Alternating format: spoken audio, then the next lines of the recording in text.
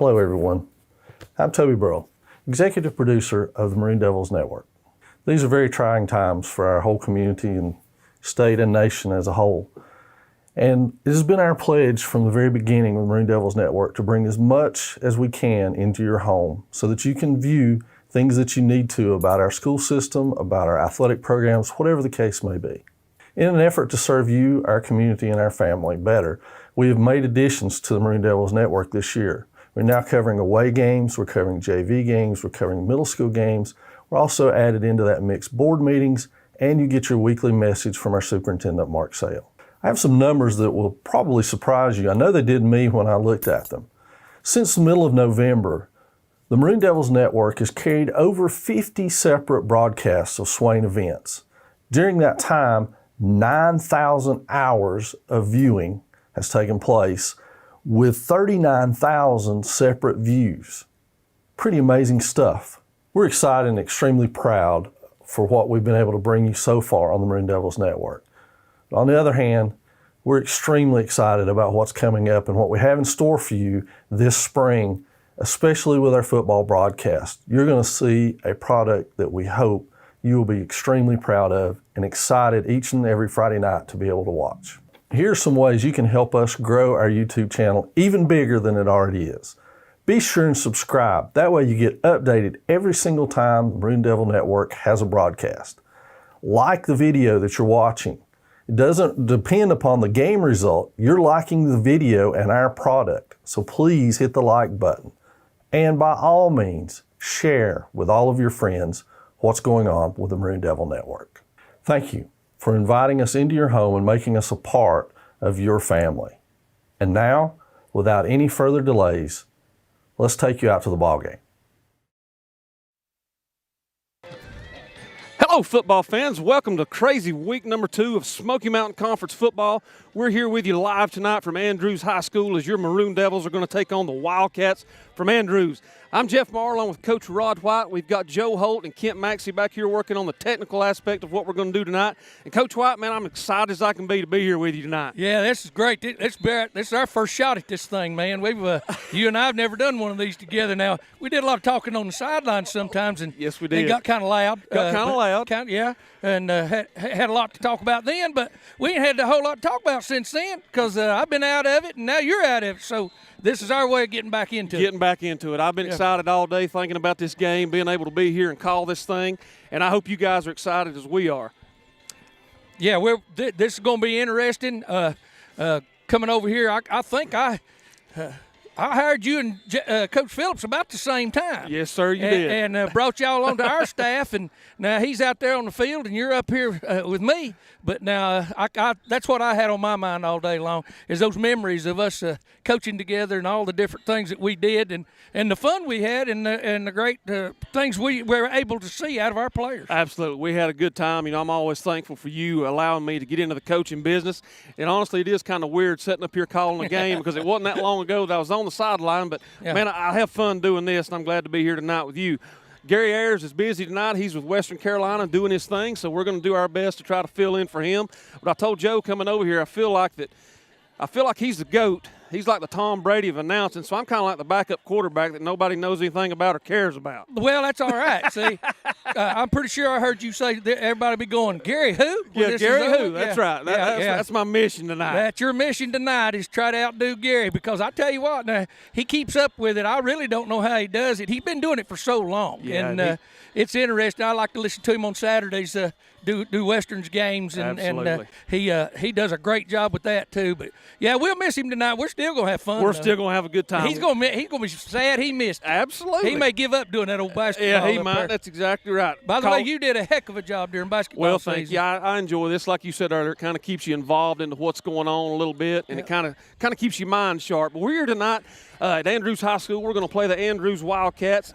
And, Coach, I'm going to be honest with you. When people think about Andrews, normally they think, easy win and stuff like that. But Coach Phillips has done a tremendous job since he's been hired over here to take over this program, establishing a good culture. And now I think he's got his kids buying into the fact that, hey, we can compete in the Smoky Mountain Conference. Yeah, he's done a heck of a job of I think he just, as they say, you hear a lot of coaches talk about this, he changed the culture over here just a little bit. He dug down a little deeper, and you could notice it starting with like his junior varsity teams and the records they started having and the way they were playing. And then he brings these players along, and they keep developing, and he's got some outstanding players out there.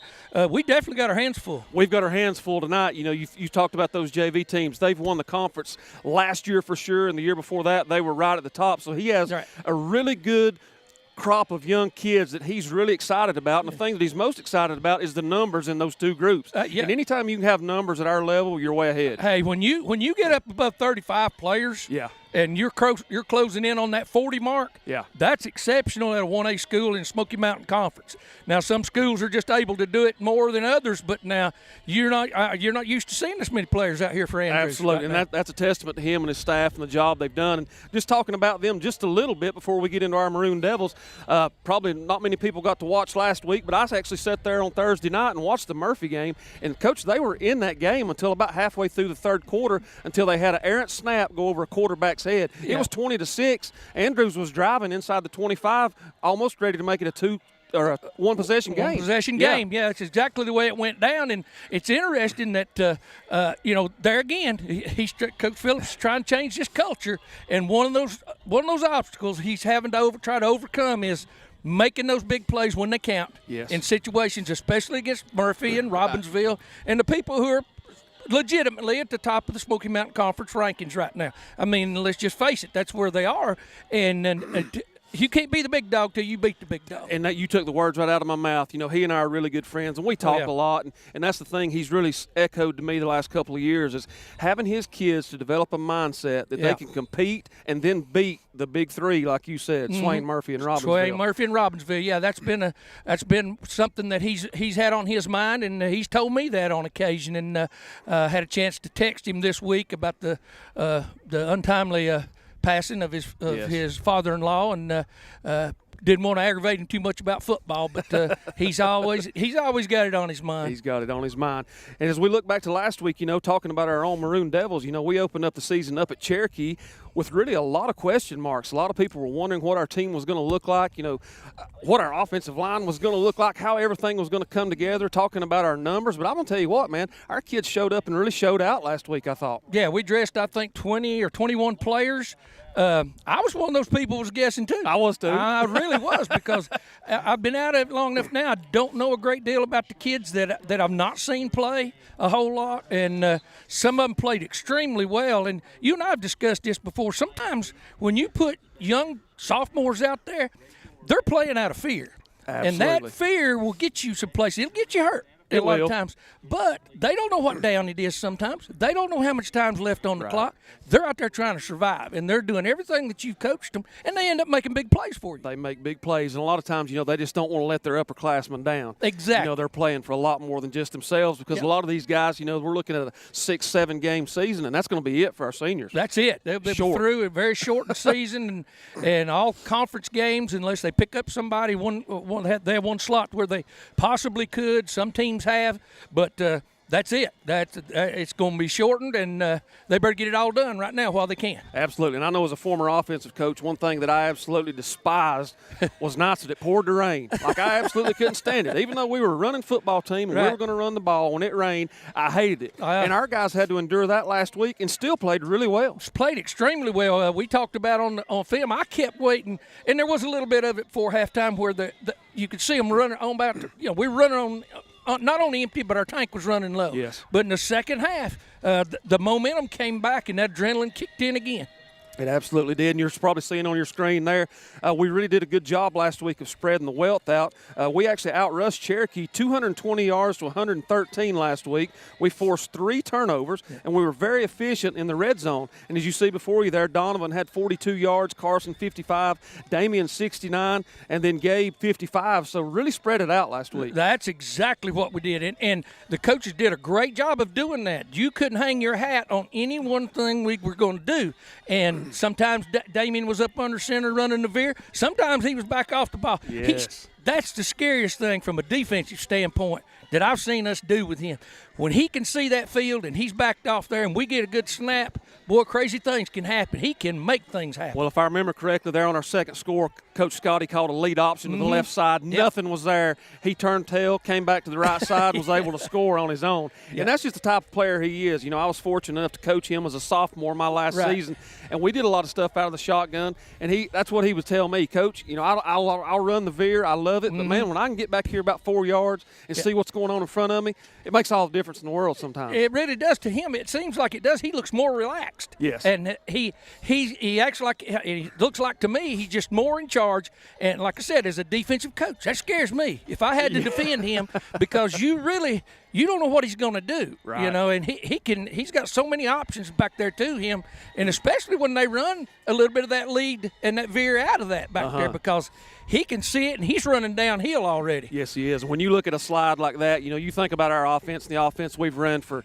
forever. Right. You know, that's the way it needs to be. There needs to be 3 or 4 guys up there that have a lot of rushing yards, because in our veer, our triple option attack, that's what you want. Exactly. And when you take athletes that are out there, say you got a good receiver, but he's a great athlete, you got to find ways to get the ball in his hands other than throw it to him. So that's where you see a lot of this gun set and running some of those jet sweeps out of it and things like that, because that's very dangerous when you have 2/3 of the field to work on. Balls on the hash mark, and you turn an athlete loose out there on 2/3 of the field, he can make people pay. He can do some nasty things. You know, automatically think about Donovan. You know, that's kind of where he's at. That's his thing. He's right kind now. of our Swiss Army knife. He is. He's the multi-use guy. And I really think tonight we're probably going to see the ball get in his hands a little bit more. Yeah. And I probably look for a wrinkle off that speed sweep, something to the backside off of it. Yeah, and that just put a little more icing on that cake. And if they can keep adding some things along like that for him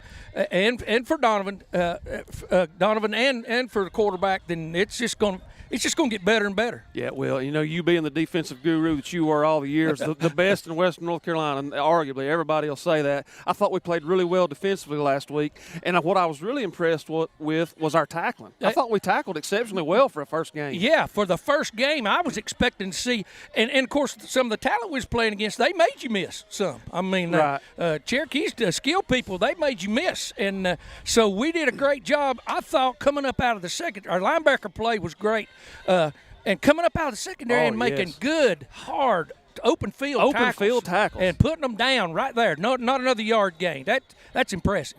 That is impressive. You know, Coach Stevenson's done a good job. Not only is he entering this year now as the interim head coach, but Coach B had already bestowed upon him the title of defensive coordinator, so he's taking on a whole lot more of a role this year. Oh yeah, and talking to him, he's like a cat on a hot tin roof. He really was. Last week he was a basket case. Yes. You know? Oh yeah. And I got a chance to talk to him after the game, and I told him just he could calm down now a little bit and get back to coaching. He said he hardly even remembered last week. Oh, I'm sure it was like a blur. It blew by so fast, and it was a blur trying to get ready, get the team ready, and get the players ready, and knowing his numbers were low. And what he was going to have to be able to do as far as substitution, things like that in the game, it'll wear you out. It'll wear you out. And it's cool, you know, as you and I take a look at some of these guys with him, you know, Coach McMahon and Ray Smith out there and Colby out there and some of those guys, you know, guys that we coach. Now they're taking the bull by the horns and going with it. That's it. And it tickles me to see that happen. I'm always it's strange to me how that ball keeps rolling that way, and I'm glad it does. It's just that there's enough guys that still have enough interest in it and enough talent to do it, and the wherewithal to stay in it and do it when it's tough, when you're not winning. Absolutely, and it's not an easy time to coach right now. Well, I used to tell my family even, I'd say, you know, if a coach wants to get out of this, I understand. I will never try to talk a coach back into it. I will encourage him to stay sometime, but I've had enough coaches that just came to me and said, I'm done. Yeah. I've done all I can do, and I don't know if I can give any more to it. And so I understand it. I know where that comes from. As we look there at your next screen there, we're looking around the Smoky Mountain Conference, our standings. We see Murphy, Robbinsville, and Swain, of course, tied right there at the top, 1-0. Hayesville, they didn't play a conference game last week. I think they're at Robbinsville tonight, or Robbinsville's at Hayesville. Yep. And then Andrews, Cherokee, and Rosman are 0-1. And as you look back from last week, Murphy beat Andrews 33-6, Swain 34, Cherokee 0, Robbinsville 56, Rosman 6. And then Monday night, I don't know how many of you caught it, but I watched some of this game. Franklin played Hazel and whipped them 28-7. Right. So a lot of good early action in the Smoky Mountain Conference. A lot of good action, and there it is. There's not going to be any breaks. You're not going to have a great long season, like we said. They got to pour everything they got out there right now and get after it. Yeah, absolutely, because at this point, with not many games, you can't afford to make many mistakes and take a lot of early losses. No, that's it. And the situation that most teams are in right now, you're only 1 or 2 injuries away from your season turning south on you. In a hurry. And so you got to protect players.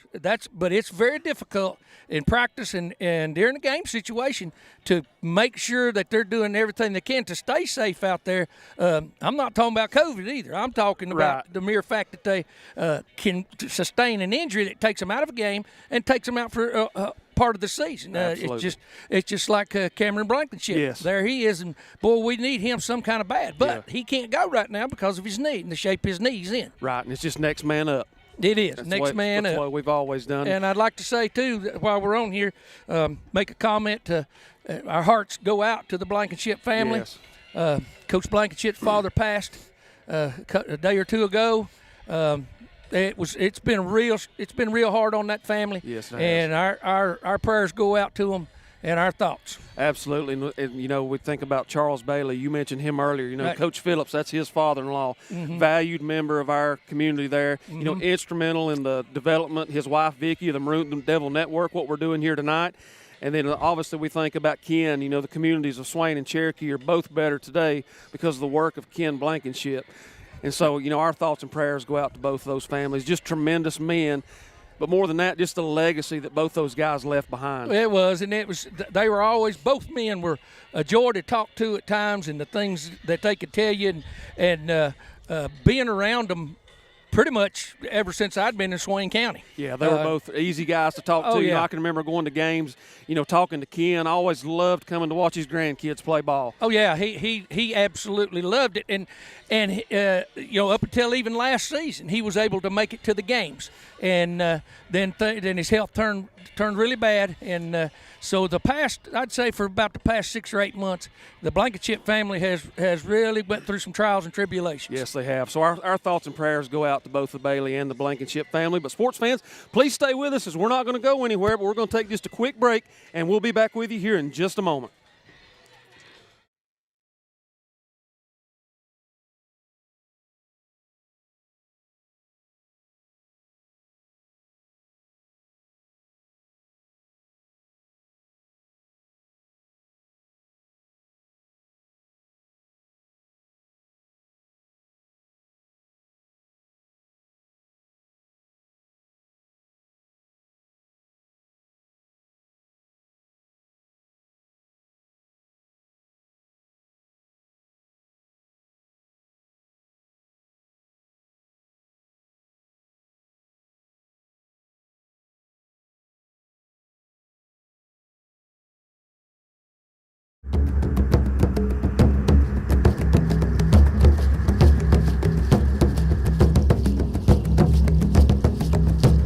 The Smoky Mountain Conference, one of North Carolina's oldest and most storied athletic conferences, producing champions on and off the playing field for decades.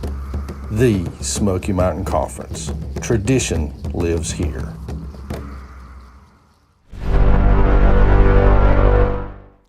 And welcome back, Maroon Devil fans, as we are live here from Andrews High School, where our Swain County Maroon Devils will be taking on the Andrews Wildcats. I'm Jeff Marr here with Coach Rod White, and we've been talking about a lot of things. But, Coach, one thing we're going to talk about next is just the craziness of this schedule that's fixing to come up. When the NCHSA sat down and they decided when everything was going to be and the order that it was going to go in, they kind of eased us into everything. It was real easy at first. You basically just had volleyball and cross country, and that was it. That's it. And then you added a little bit. But come March and then come April, it's fixing to absolutely tear loose and get crazy. Yeah, I don't know how any single individual, let alone a whole crew of them, can keep up with everything that's going to be going on. I mean, it's going to strain coaches that coach different sports, players that play different sports. it's going to be a show. It's crazy, as an athletic director there, even at the middle school, trying to figure out, all right, I've got some girls that are going to cheerleading practice, but they're also playing softball right now. Well, we start softball games next week, but they're also going to have to cheer at JV football next Thursday. Exactly. Trying to juggle all of it. But I say all that to say this. I've said all along since this thing started, because obviously my daughter was a senior, played volleyball, they're getting to play. That's That's the bottom line. That's the bottom line. That's why we're so glad football season finally rolled up. There was a big question mark not too many months ago whether there would be any football played during 2020 and 21 extended period of time, at least up until next fall. But here we're at least in the spring, early spring, late winter, early spring, able to get part of a season in. Able to get it in. I was even concerned about basketball before it started. An inside sport, guys and girls, they're playing close. But, hey, we got that thing done. They're going to play the state championships, I think, this weekend. Mm-hmm. So that was a big, first step. And then, of course, we're all glad to finally get back outside and get football, softball, golf, soccer. It's all going to be going now. Yeah, all of it at one time. And if you run out of anything to do, there'll be a game going on somewhere. There's plenty to do. I say that to say this. You talk about Coach Toby Burrell and Joe and Kent. They're going to stay busy because they've done an absolute phenomenal job this year covering all of our sporting events. Now, I'm anxious to see how they're going to do it. They're going to end up hurting each other is what's going to happen because that's a whole lot of work to do in a short amount of time. And I give kudos to these guys as well. They've actually helped us film our middle school games this year. Oh, yeah. So people have had the ability to watch any and every game that they want to, and that's huge for a small community like ours. It is, and I take my hat off to them simply because it's not that way everywhere. No, it's not. Most places right now, people are just scrambling trying to get to see their kids play. But if you're unable to, and you can subscribe to this thing and share and like it, that right there will knock it out the top for this production and what Joe and Ken are doing. Yeah, and I think you can like it and share it as many times as you want to, and that only helps these guys. Yeah. They talked last week some about the viewers, and I heard Kent earlier say, I think 9,000 and something hours worth of viewing time this year on all their videos. To me, that's unbelievable. It's astronomical the way this has happened for all the programs at Swain County High School. And I think the best thing about it is it's free. It is. It don't cost you a dime. There's some places that are actually charging. They're still charging for you to view. And to me, man, that's just a great testament to these guys and the job that they do. So we're so appreciative of Coach Burrell and Joe and Kent. Yeah, we're going to keep them on the ball. They got a lot of work to do. Talking about that, this coming week, there's a lot of things going on. Monday is going to be senior night for soccer as they host Cherokee. And if you don't know about our boys' soccer team right now, they've been beat one time and they're leading the conference. So they're looking to set up for a good playoff run. Yeah, Coach Scott Klein doing a great job with those guys. Yeah, it's going to be. I wish them all the best in the world because the time that they put, the same amount of time, amount of effort. Those any young people that are involved in anything having to do with extracurricular activities, that's a star for me. Absolutely. Then we go on to Friday. That's going to be our big home opener. We're going to be back at home at Swain County High School. It's going to be homecoming too. And we're going to take on the Rosamond Tigers. Third game of the season, already homecoming. Halfway through the season, yeah. But halfway through the season, so there it is. Yeah, it'd be good to get back home and play on that Bermuda grass up there at our place. Yes, it will. I'll tell you, I know folks are excited about that. Most people know about the percentages rule and all that stuff that come out with. And best to my knowledge, and Joe, you may correct me, seems like we're going to get 800 and some home fans, I think, able to sit on our side, and a little over 300 on the visitor side. So potentially, 1,100 or 1,200 people could be there. Exactly, and that would be great. Folks need to come out if they can. I know this. It's entertaining to watch it on the through the feed here that you can get at home, televised. But there's nothing like watching it live. That's exactly right. And then also I see here that Coach Burrell says they're actually going to have some special stuff in store next Friday for the first home game. So I don't know what all that's going to entail. We're not going to tell you, so you're just going to have to show up and tune in to the Maroon Devil Network and see what all these guys have up their sleeve. Yeah, it'll be interesting if he's in charge of it because there's no telling what he's going to do.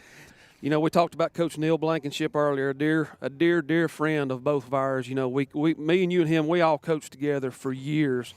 And we said last week, he was awarded this NIAA State Award of Merit for the job that he does as athletic director. And I'm going to be honest with you, I don't know anybody in the world that could do the job he does as athletic director. No, I begged him not to. I did. When he first took it, I said, "You're going to kill yourself." Yeah. I said, "You need to gain some weight, and you're going to fool around and run yourself down." And he's done a bang-up job. I don't know if I'd have had his patience, his fortitude to do that job and to do it the way he's done it, to be recognized with this merit award, because not everybody gets one of these awards. That's exactly right. It's not like a participation award. This is when you've done something. Absolutely. And you've made an impression on people. And it's untold the hours that he's spent down in Greensboro. He's on several big-time committees. Yes. A lot of decisions are made, and he just does an outstanding job. And we're so thankful to have him as part of, what we do at Swain County High School. So it looks like our captains have come out on the field. Looks like Andrews' band has come on. Joe, I think we're going to take just a quick break, if that's okay. And then we'll come right back.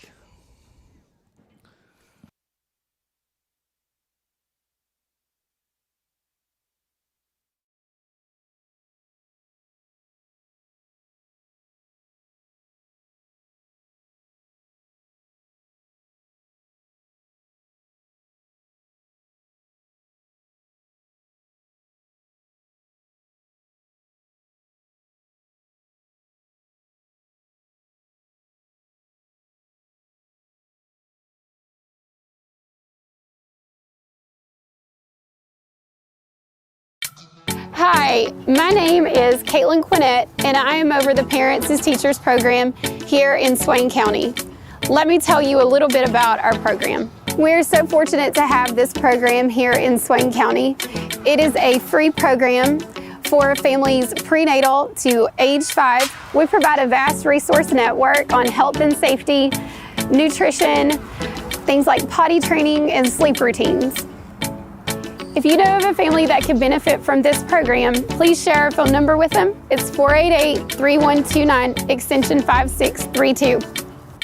Or share this video with them.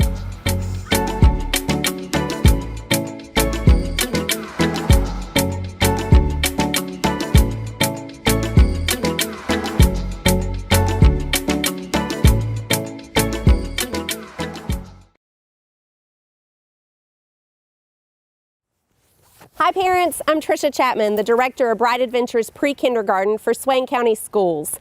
It's time to enroll your 4-year-old for the 2021-2022 school year at Bright Adventures. Enrolling your child now is a gift you can give them for success for the rest of their school career.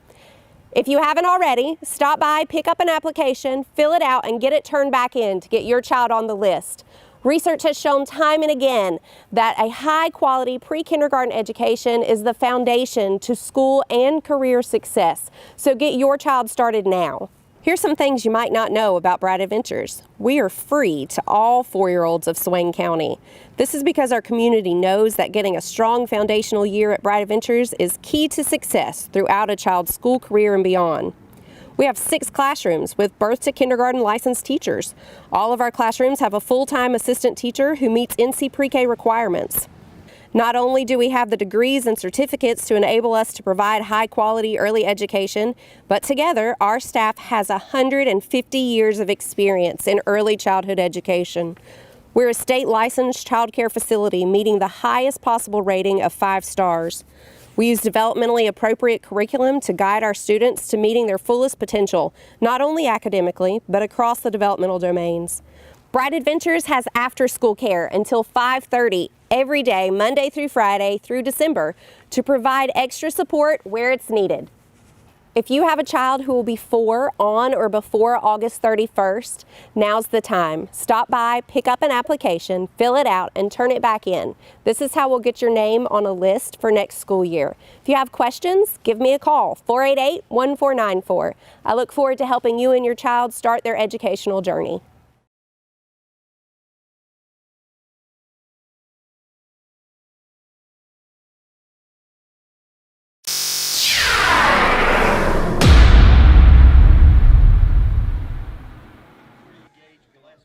All right, folks, welcome back here to Andrews High School as we're about ready to get this kickoff underway.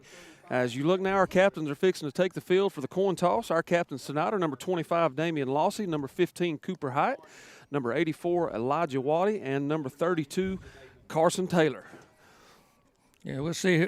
You and I were discussing during our downtime here, do we defer or take it? And, of course, Coach Moore was always begging me, if we win the toss, take it. Get the football first. But we'd always have to discuss whether we could defend them pretty good or not. And then if we felt comfortable with that, then we would defer. But like we said, it didn't always work out exactly the way we planned. It didn't always work out. You know, and as much as I wanted the ball, I also wanted that field position. So I always understood where you're coming from. Yeah, field position, and it's the same way punting.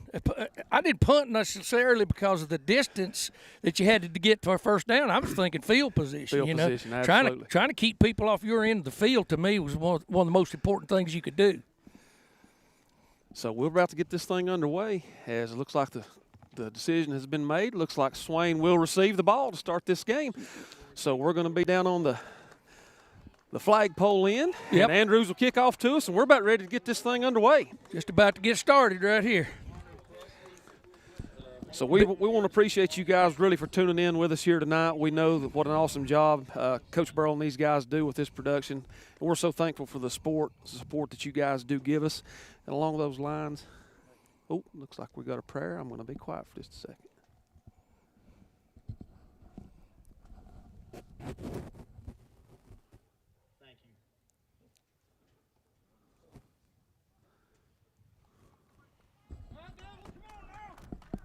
All right, looks like we're back. Sorry about that, folks. They kind of slipped that moment of silence in there on us. But like I said earlier, we are going to receive the football. If you look down towards the other end of the field, looks like our guys are down there really getting into it, trying to pump each other up.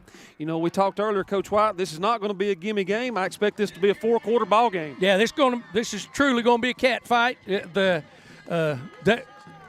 Our numbers are going to affect us again tonight. They played real hard last week and probably played themselves into some kind of game shape, which is very hard to do. But I think we're on our way to doing it. Yeah, I talked to Coach Stevenson. He felt like they had a really good week of practice.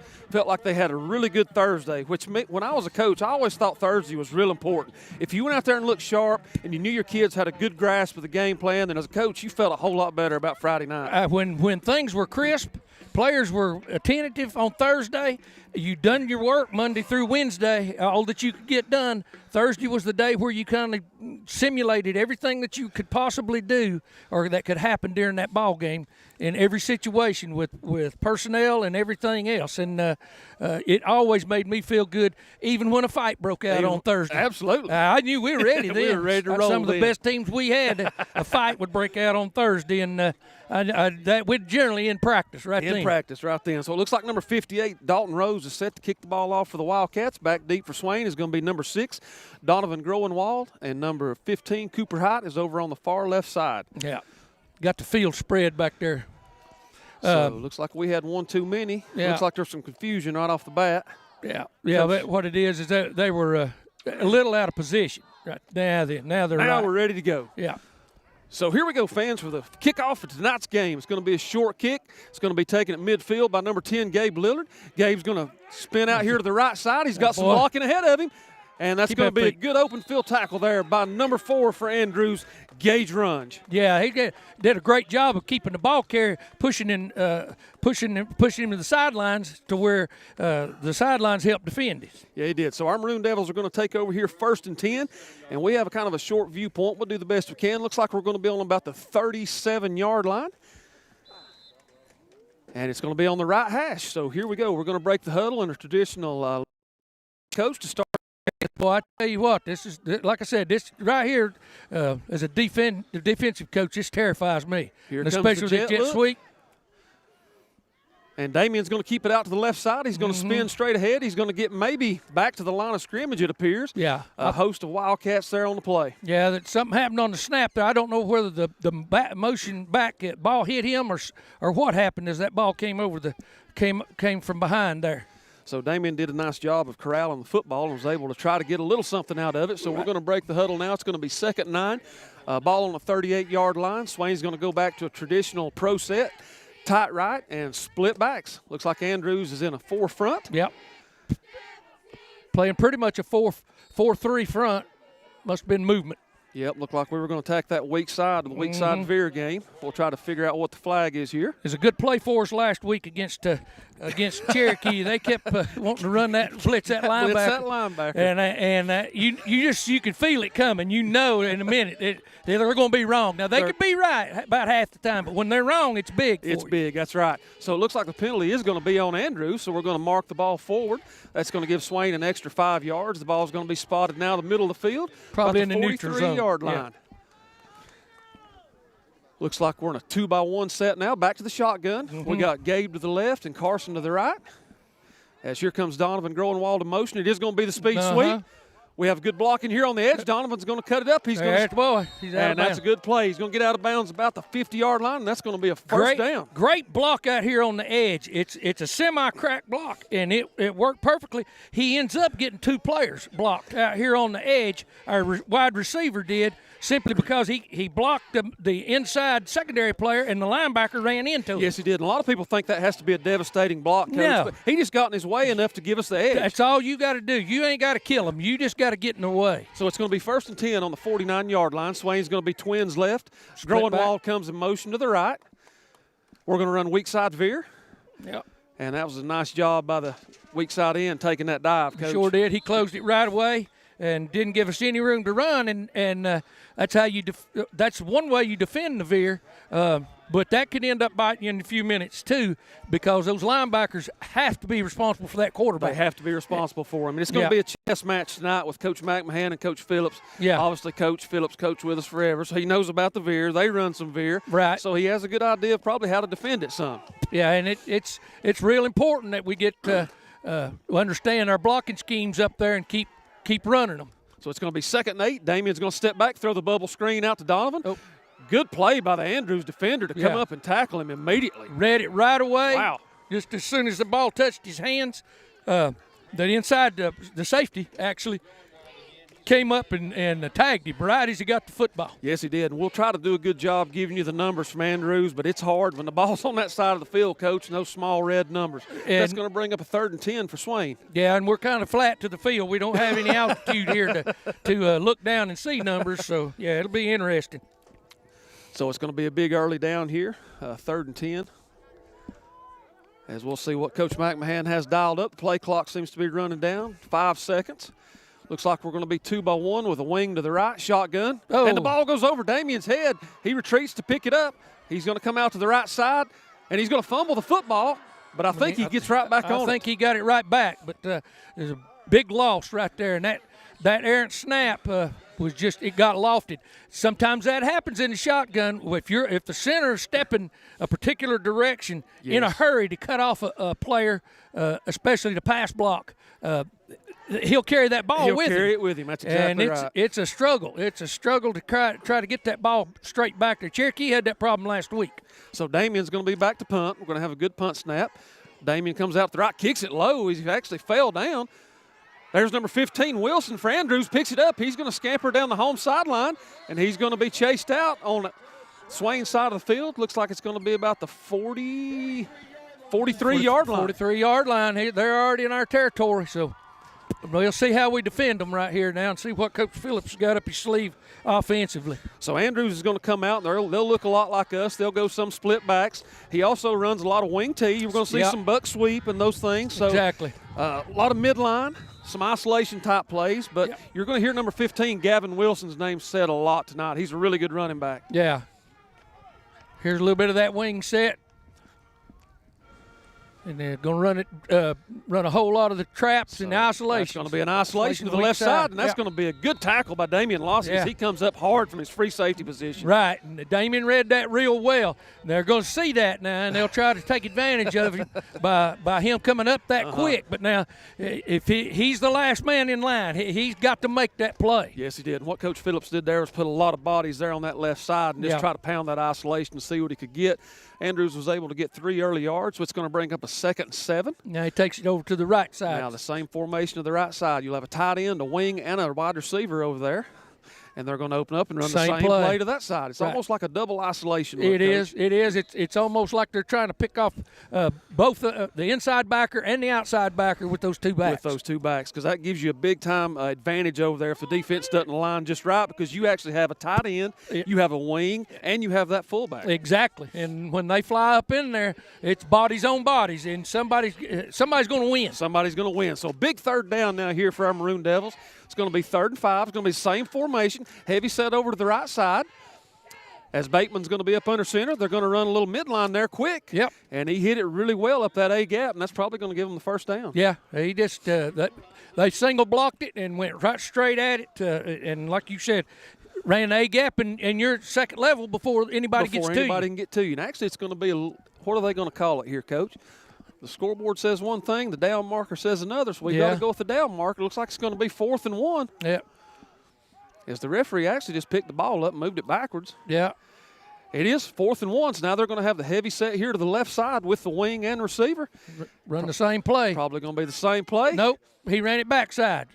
I don't know exactly what that was, but it was the single back to the backside. Yeah, that was Gavin Wilson, number 15. Like I said, we're going to hear his name a lot tonight. Yeah. Number 2 back there with him is going to be Isaac Weaver.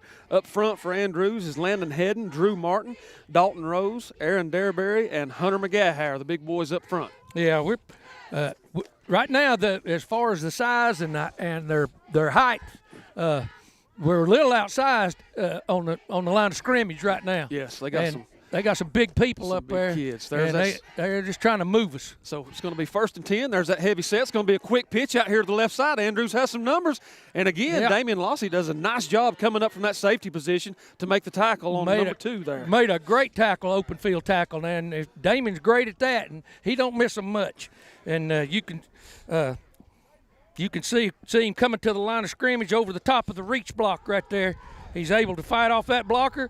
Gets him wrapped up and to the ground. Just exactly what you need out of your free safety. That's exactly what you need. I'll just make sure y'all can see. Sorry, folks. We're standing here in front of fans. We're trying to make sure everybody can see what's going on. There's that little quick midline type dive play again over the right side. Mm-hmm. That's going to be number 15, Gavin Wilson. He's going to pick up about 3, it looks like.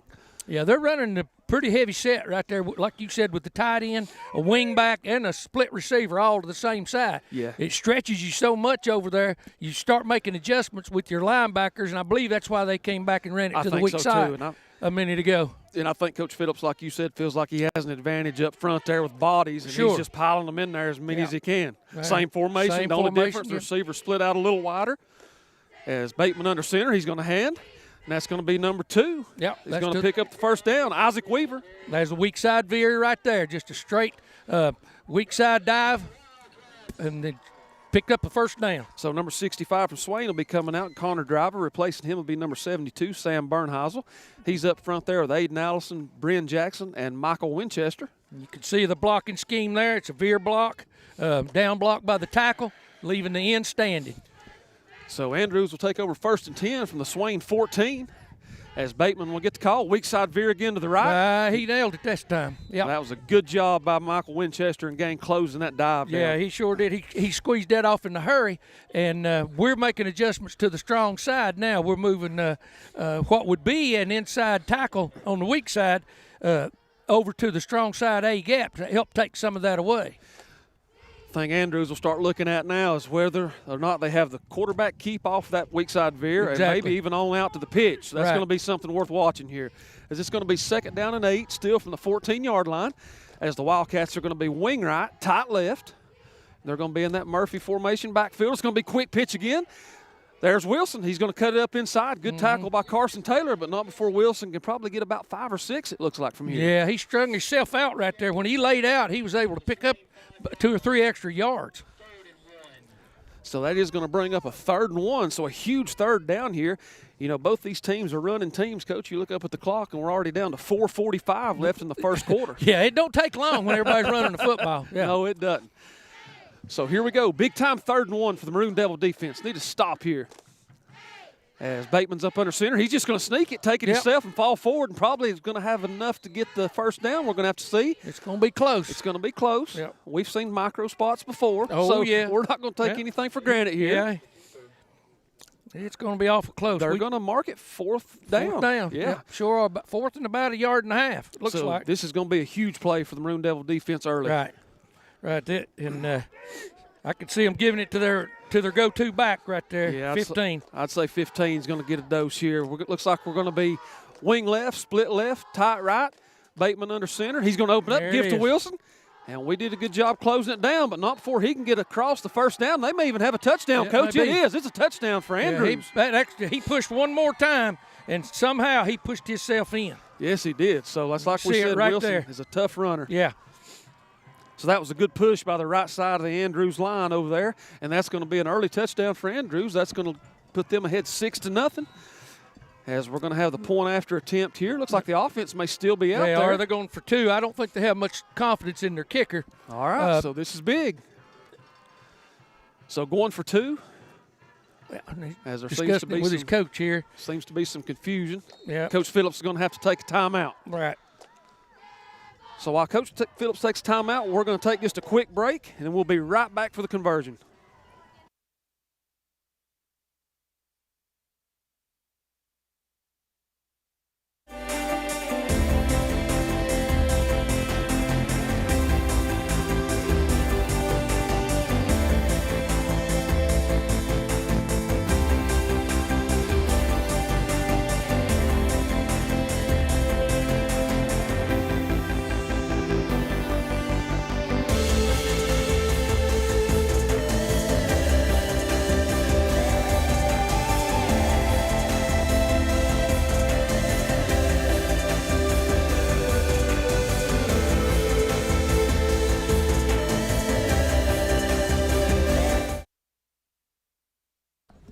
Welcome back, Maroon Devil fans. We're back after that timeout by Andrews. Had a little confusion. They're now going to line up for a 2-point attempt after the touchdown to make it 6-0.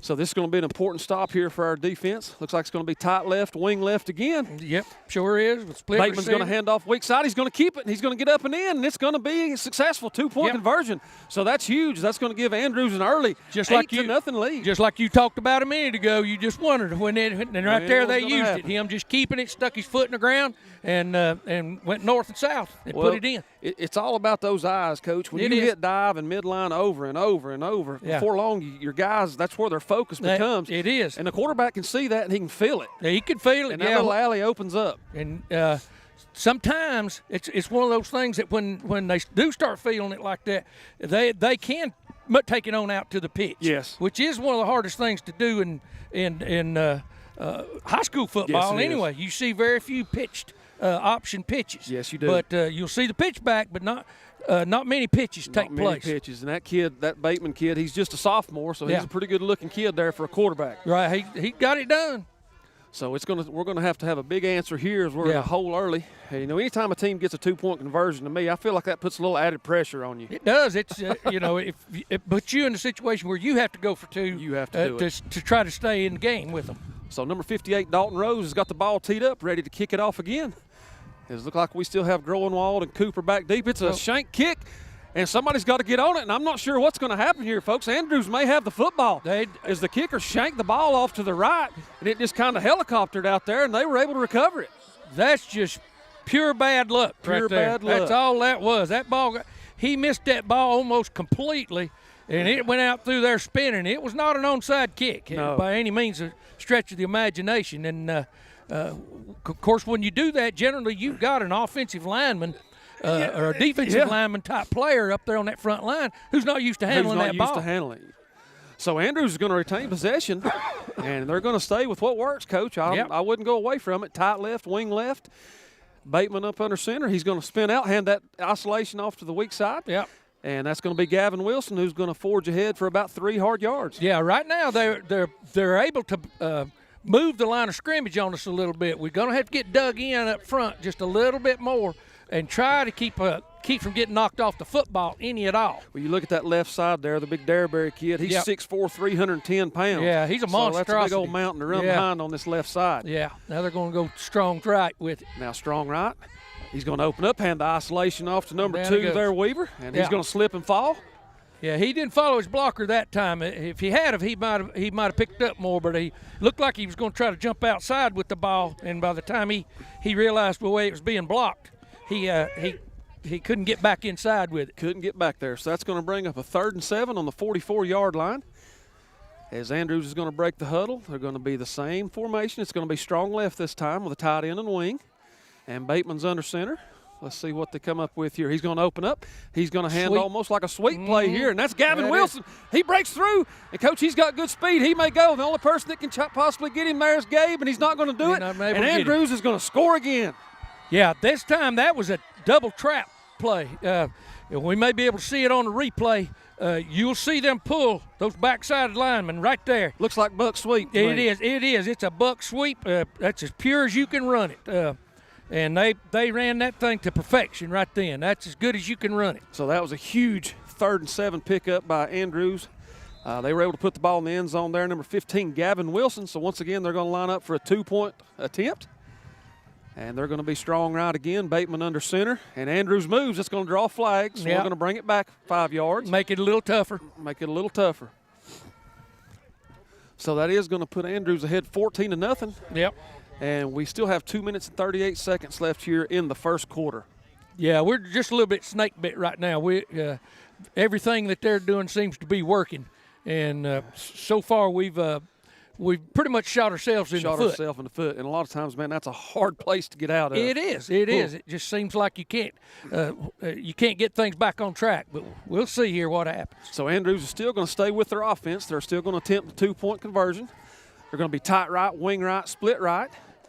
And Bateman's under center. Looks like he's going to open up. Nope, he's going to bootleg out of it. Throw back across the end zone. He had him, but it's just incomplete. Yeah, they drug him all the way from that receiver position. I'm not sure if it was the tight end that it was, but they had 2 receivers dragging across the back of the end zone off that play-action pass. And that was a play-action off the buck, it looked like. Yep. Let's see what we got here. He fakes the buck right there, and you can see both of them dragging across the backside. He had about 3 guys to pick from right there. He sure did. He sure did. And he pulled us right into that. Yes, he did. So we're going to set the score here. It is 14-0 Andrews. We still have 2 minutes and 38 seconds to go in the first quarter. Andrews will be kicking off again. If you missed the last one, Andrews' kicker almost missed the football. The ball shanked out to the right, and they were able to recover it. Yeah. Which led to their second touchdown. Yeah, we're going to have to be a little more on our toes because he really doesn't know where it's going when he kicks it. I'm sure Coach Phillips, he'd like to know where it's going, but he doesn't have a clue either. So number 58, Dalton Rose, is going to tee the ball up again for the kickoff. And he gets the signal ready to play, approaches the ball, drives it downfield this time. It will be returnable. That is number 10, Gabe Lillard, as he's going to come back to the middle of the field. He may have an alley here. He's going to break back to the right side, and he's going to be tackled there about the 40-yard line by number 2. That is Isaac Weaver. Yeah. At least we got the ball back up close to midfield. That's a good thing. Now we got to start generating some offense. That's some way, exactly somehow. Right. So we are in an early hole here, 14-0. We will take over on the, looks like the 40-yard line, 1st and 10. As Swain will come out of the huddle, being a traditional pro set. Got our tight end to the left side. Damian will be up under center, split backs. Yeah. Andrews will stay in that 4-3 look. We're going weak side midline. Damian's going to keep it back up in that B gap. Yeah. Good hard run for about 6 good yards. Great design play, too. That was something you came up with several years back, where instead of even trying to carry that thing any further out, once that defensive end had committed, stick your foot in the ground and get vertical. In the ground and go, man. Yeah. It's like the old follow play. It's follow play. Basically, that's what I've always called it. Really hard to defend. When you ran that, it is, because it ends up being almost like an isolation. So we're going to bring 2nd down and 4 now. The ball will be moved ahead to the 46-yard line. Swain will come out, twins left. Here comes motion by Groenwald. It's going to be weak side veer. It is shut down. Damian's going to keep it again, bounce back out to right side, and he's going to pick up the first down. It's a first down. So that's what Damian does. That's Damian right there. That's what he do. That's what he do. That's what he do. I'm telling you, he's scary now. We just got to generate more and more for him and make some things pop. Yeah, looks like we're trying to hit the weak side veer there off the motion. Just kind of give those linebackers a little something to maybe take their eyes off the veer. Just draw their attention, make them hesitate more than anything else. So Swain's going to break the huddle now, 1st and 10 from the 49-yard line. Looks like we're going to be back in the gun Going to be wing left. Gabe's going to be right beside his brother Damien. Good snap this time. Yep. Lead option. The ball's going to be pitched all the way to the edge, and a nice play there by Andrews.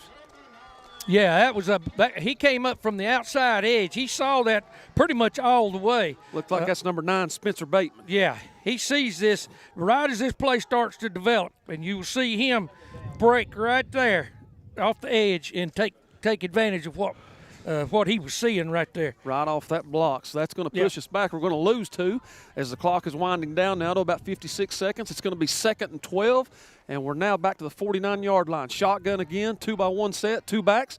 Ball back to Damien. He's going to survey the field. He's going to come back to the middle. Oh. And number 53 from Andrews. That's Drew Martin got his hand on that ball. He got his hand, got his paw up and got that and knocked it down. It was in line to be caught right in the middle of the field. Looked like it's going to be a big game, but it to no avail. Yeah, Donovan had sat down there on a curl route. We had a curl here, a seam on the outside. Damien made a good read. The kid just made a good play on the football. Sure did. Dropping from a linebacker, middle linebacker position, he dropped right into that middle curl zone. So that's going to bring up a 3rd and 12 now for your Maroon Devils. As we're still on the 49-yard line, 2-by-1 set. Got Cooper and Donovan out wide. Donovan comes in motion. Yeah, we got him outnumbered over here right now. That's a good snap. Yeah. Damien's just going to run the quarterback sweep. And we've got something here on the edge. Damien's trying and he's fighting, but he is going to be tackled there. Yeah. And he is going to be short. We're going to be short about 8 yards still. Because I think that was straight sweep. It was the whole way, and we had them outnumbered over here, but their linebacker play, those linebackers fill those alleys in a hurry, so it looks like we may be getting ready to punt this one away. Yeah, Andrews is going to force us to now to about a 4th and 8, as Coach Stevenson is going to decide to punt the football here. Back to punt will be number 25, Damian Lossy. Yeah. As the clock is running down, we actually can take it to quarter here if we want to, and I think that's what we're going to do. Yeah. As the clock is going to wind down to 2, 1. Yeah. And that's going to do it, folks. So after the end of your first quarter of play, it will be Andrews 14, Swain County 0. We're going to take a short break. We'll come back to you for this 4th down decision.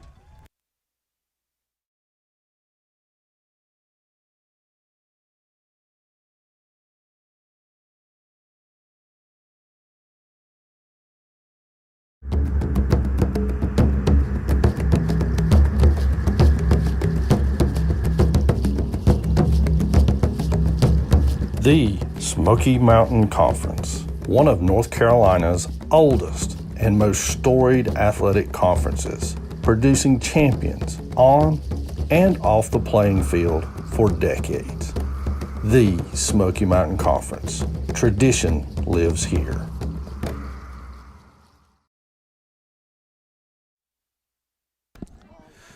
Welcome back, sports fans, as we are here live at Andrews High School. We did have an early start tonight. Hope everybody figured that out. The game did start at 7 o'clock tonight. But after 1 quarter of play, it is Andrews 14, Swain nothing. We are looking at a 4th down and 9.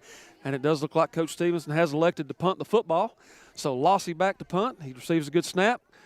Gets a good punt away. Number 15, Wilson, is back deep for Andrews. He decides to keep it. And a great downfield tackle there by number 10, Gabe Lillard. And here's the strange thing. Gabe snapped the football. He's a long snapper for the punts, and he snapped that thing back there, went unblocked, unmolested, straight down the field, and makes the play. What a great open field tackle there by Gabe Lillard. So hopefully that'll give our guys a little momentum here and a little life, as we will take the field again defensively. Looks like we're going to stick with Allison Bernheisel. And that's going to be big number 65 there. That is Connor Driver. And out to his right side there will be Michael Winchester up front. You've got Bogdanovich, Taylor, and Waddy there at linebackers. We'll get the secondary in just a second. Yeah, going to a regular wing tee this time with the split man over here, running a weak side veer again. Weak side veer. Weak side veer. Tries to hit it up in there tight. Yeah, they're still fishing over there. Still fishing. They're wanting to get that quarterback loose over here again. And that's the thing about the veer. And if you followed Swain for all these years, you know there's times they're going to get you. They're going to get you for no gain, 1 yard, 2 yards, but you're always looking for that 6, that 7, and then finally that one that breaks. Yeah, and when it does break, that came from the old wishbone look. Yes, people run out of it. They'd run it forever. So Andrews is going to come to the line now for 2nd and 9. Going to open up, hand the buck sweep here to the right side, and that's going to be number 2, Isaac Weaver, and he breaks into the secondary. Yep. And he's finally going to be tackled there by number 15, Cooper Hyatt. He did a great job of cutting back against those trap blocks. The lead block was a trap block, and then the second block was up in. You see him coming right there. He actually outrun his second blocker and went by him. So right now the buck sweep has really been a huge play for Andrews. They've on had offense. two big plays off of it.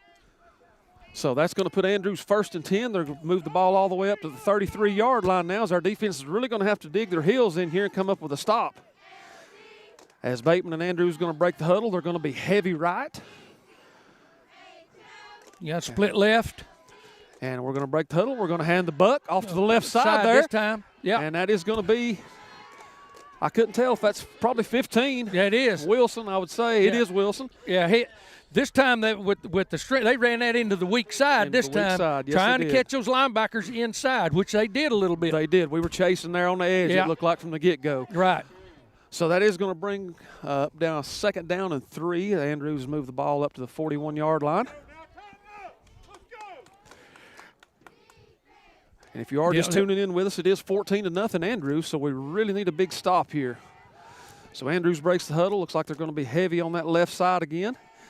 As Bateman is going to open up. It looks like he's going to hand that midline there in tight to that A gap. We did a nice job that time. 32, Carson Taylor, and number 25, Damian Lossy coming up to make the play. Yeah, Carson this time was on a blitz.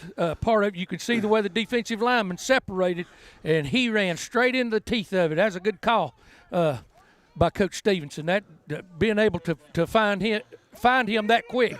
He ran right to the football. So here we go again. It's going to set up 3rd down and 1, and thus far we've not done a really good job on 3rd or 4th down defense, so hopefully this is going to be the stop that gets everything going for us.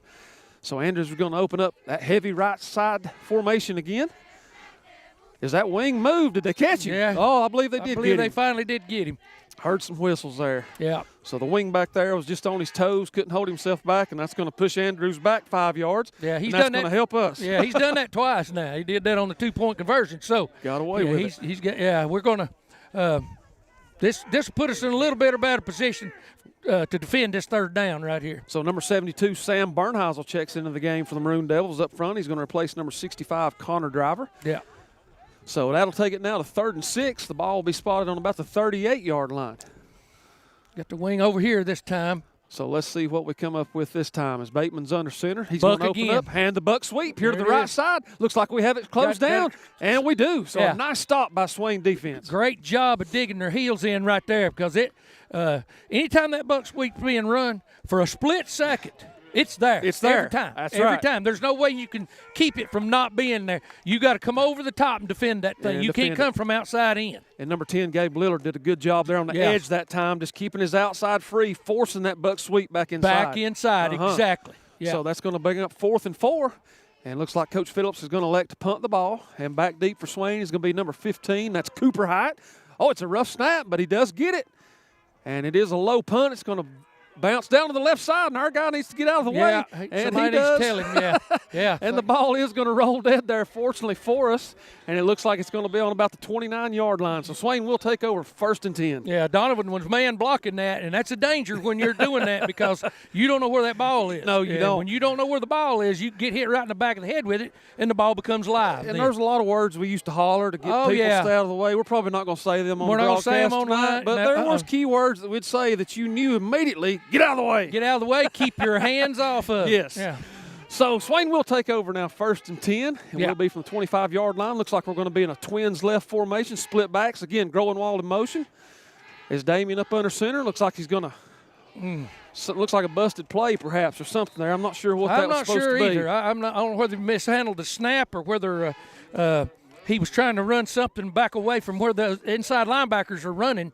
That middle linebacker, he's just been flying over the top. So we may have been trying to take advantage of him there. So that's not the way we wanted to start. So Nope. it is going to keep the ball right where it was at. So it's going to bring up a 2nd and 10 now.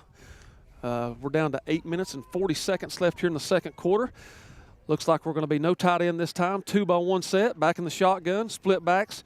Carson and Lillard beside Damien. Good snap. Damien's going to drop back.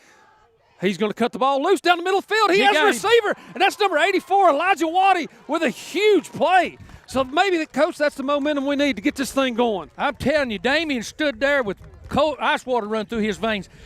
he had to wait for him to break open because did. he was covered right up until he turned the football loose. He found that perfect window. As Yeah. Elijah came around, the outside linebacker was there, Yeah. but he was able to find that small little window, and Damian put the ball right where it needed Right to back be. in over his inside shoulder. Sure did. Folks just don't understand at home how hard of a throw that is. Got a personal foul call against Andrews. Yes, Andrews. That's going to Yeah. give us bonus yardage. Yeah, I'm not real sure I didn't see. No, I missed kinda that what one. happened, but something happened probably towards the end of the play there.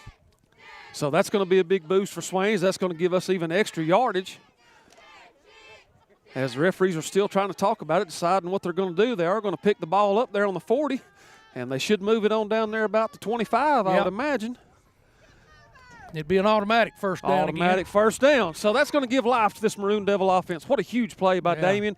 And the tight end there, number 84, Elijah Waddy, a sophomore. again. Yeah, we're finally in their territory and deep into it. Let's see what if we can make something happen here. We're back in this We're back thing. in this ball game. So we're going to be 1st and 10 from the 25-yard line. Swain's going to be twins right, split backs. Damian's up under center. As Damian's going to survey, here comes Groenwald in motion again. See if we can get a numbers advantage of any kind. We're going to open up weak side veer, midline. Midline.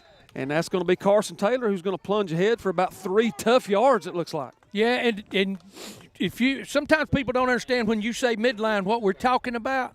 It simply means that when you're running a regular veer, there's a lot of down blocks take place. Yes. But on the midline, it's one-on-one blocking, and there's a space. There's a gap, space. a gap that all you're trying to do is get that ball up in there as quickly As you can. And if your guard has a defender on his outside eye, you can actually down block him and read him.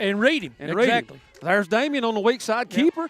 As he's going to keep fighting and clawing ahead. Yeah. And he's going to wind up with probably about 3 yards. It's hard to tell from here. It's probably going to bring up about a 3rd and 3 or 4. Yeah, Andrews is doing a great job of defending those edges against this veer. They've seen it enough. The end actually sees that the dive back doesn't have the ball, and he just reaches around and grabs Damian by the leg. You don't see that done. You don't see that. That's a great play by a defensive end. Yeah. So that is going to bring up 3rd and 2, it looks like. Swain's moved the ball down now to the 17-yard line.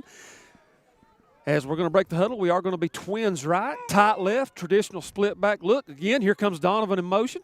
Damian surveys the scene. We're coming strong side this time. Yep. And absolutely destroyed on that side. What a huge play by Andrews. Yeah, they had a stunt going over there, too, because the middle linebacker was running up in the A gap almost immediately. So I think what they did was kind of run a scrape to the outside. You could see those defenses, see that outside? Yep, there he came. That end, they were running a scrape because that linebacker was coming over the top too fast, and they meant to take that away. That was a huge play by the Andrews defense. So it looks like Swain is going to take a timeout here on the field, trying to set up a 4th and 4 play. We're going to take just a quick break, and we'll come back for this huge 4th down play.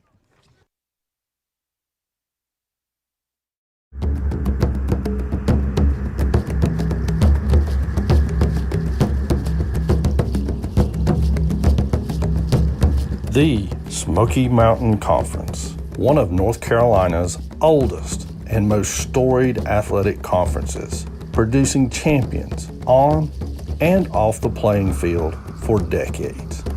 The Smoky Mountain Conference. Tradition lives here.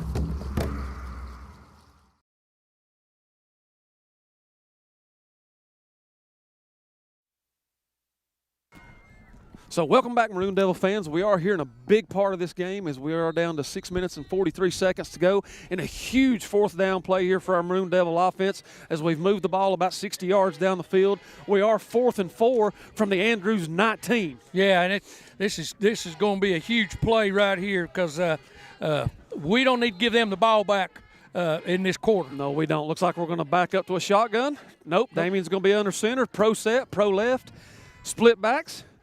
So a huge 4th and 4 play. As we do get Andrews to jump. We did get him, Coach. We got him. So a huge play right there. Crazy count. Crazy count. It's always fun when you can get them. That crazy count. What's really crazy is when you can get them twice in the same game. There's no telling how many cheap first downs over the years we've got off that right there. Exactly. It was fun. It's a gamble, but I mean now they got better field position to get that first down. Now they've it is a first down. It is a first down. Oh yeah, that gave us the first down. All right, good. That's why we're going back and huddling up. And generally you can call that. You can even tag a play at the end. Yep. Or if you want to play it safe, you could obviously take another timeout. But there's a lot of things you can do with that crazy count. Yeah, it was it was always interesting. Everybody's got one of some kind, but I always thought it was really funny to get them twice. Then look at the 8-hole over here. Now we've went tight end and twins. Motion. Now we're going to go weak side veer. Yep. Damien's going to struggle. He's going to pick up 2 or 3, but man, with that alignment right there, that 8-hole on this side out here towards the tight end looked really good. There's nobody left. There's nobody left. We're stretching them out here, and I'm sure Coach McMahon sees that, and he may come back right to that here in just a minute. Yeah, outside veer looked veer. really good. Yeah, and so that's going to bring up a 2nd and 6 as we do move the ball down to the 11-yard line. We're going to be pro set to the right, tight right. We are going to be split backs again. Damien under center. He's looking over the defense. We're going to go outside veer this time. He cuts it back inside, and that's going to be a tough 2 yards maybe for Carson Taylor. Yeah. He can pick up those 2 pretty. He don't get knocked backwards much. So no, he's a big old strong kid. Yeah, and he's good for positive yards every time he touches the football. So that's going to bring 3rd down. It's going to bring up 3rd and 3. We have moved the ball down now to the 9-yard line. So this is a huge possession for Swain. It is 14-0 Andrews. We're down to 5:40 to go before half. And we are going to be in a pro set again, tight left, split back formation. So Damien surveys the defense. Here we go. We're running veer to the left side. Again. There's Damien, tucks it up and in, and he's got to be close. He's got to be close to the He's first down down. to about the 1-yard line, and that should be a 1st and goal for Swain. Now, as long as we don't mishandle this, we should be able to knock them back enough to get it in. So that was a great job by Damien as a quarterback, just feeling that whole edge, take that dive. He took 1 step, planted that left foot, and got upfield, Well, north you can and see south. the linebacker right there. Right he there. He bit inside. I'm not real sure why he did that time. Normally he's been coming over the top in a hurry. So this is a big play for Swain. 1st and goal on the 3-yard line. Damien's just going to take it himself. That's a huge push. Is he going to get it, or are they going to give it to us? No, we don't have any signal yet. Nope. Don't think so. Going to spot it down. So it's going to be 2nd and probably less than a yard. And that was good push on the right side of the line that time. Yeah, that was looked like we were going in with that one. It looked like we were trying to wedge block it. I'd say wedge block. And Damien, it looked like Damien made it just a little bit wider. I'd say you'll see the same thing again. Yeah. So we are going to be pro right again. That means tight end to the right side with 2 receivers. Split back formation. Andrews will probably be scraping hard inside. No, we do give the dive back up and in. Carson Taylor, and he's got to be across the goal line, and he is. There's a so midline. there's a touchdown, Swain County. Like we said, he's good for 2. Yes, he's is. Good for 2 out every time. So that was a huge drive, Coach. Just a huge answer right there. We needed that. That's a shot in the arm for us right here. Needed that in a big way. Yeah, and since they missed that second conversion, we're going to be able now to kick it and still make it a 1-score game. Yes, we are. So number 14, Gavin Lanning's going to come in to attempt the PAT. As Cooper Hite will be on the hold. Good snap, good hold. The ball is up, and it might be pushed. No, it's in. He scraped it in that right upright. He did. I don't know how he did it, but he did it. Yeah. So it is good by number 14, Gavin Lanning. So that will make the score Andrews 14, Swain 7. Yeah, Gavin's having a big time in 2 games now. He's been able to convert some PATs for us, and he hit his first one ever last week. That's awesome. So, that's big. Yeah. So we are going to take just a quick break here after the Swain score, 14-7.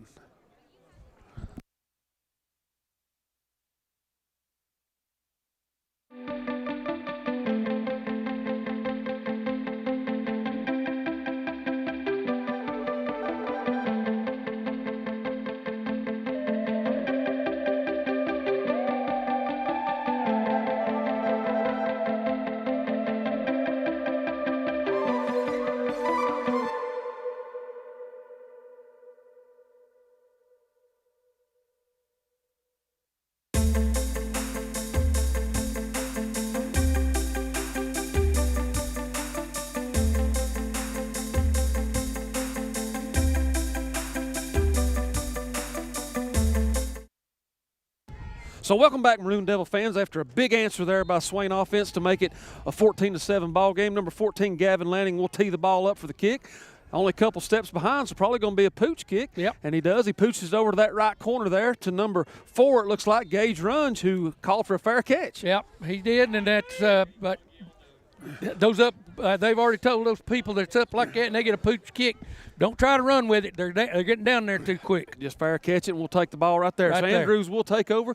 4 minutes and 24 seconds before the half. They will be on the 32-yard line. So I'm sure we're going to see much of the same here. Those power formations with a lot of buck sweep, some weak side veer probably at Andrews. That's what they've made their living on so far. As soon as I say that, they come out in a Twins look. Yeah. No and tight a motion. end. Yeah. Oh, they're trading the tight end. So they've traded now. Into heavy, run the buck. Run the buck sweep. Back inside. This time he breaks it.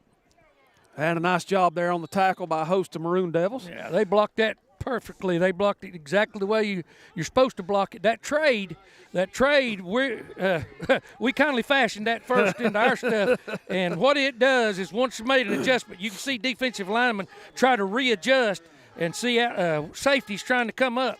But what that does is you gain that extra blocker over there when you trade him like that. And some defensive linemen don't move at all. They don't move at all, and down blocks happen quick. So 2nd and 3, Andrews is going to run the buck sweep again over to the left side. Nice job of shutting it down over there. Yeah, by number 32, Carson Taylor. Yeah, this time he played right over the top, and when he tried to go one gap wider with that ball, Carson was right in it. He was right there waiting to stick scraped him. right into it. You see him right there. Pow.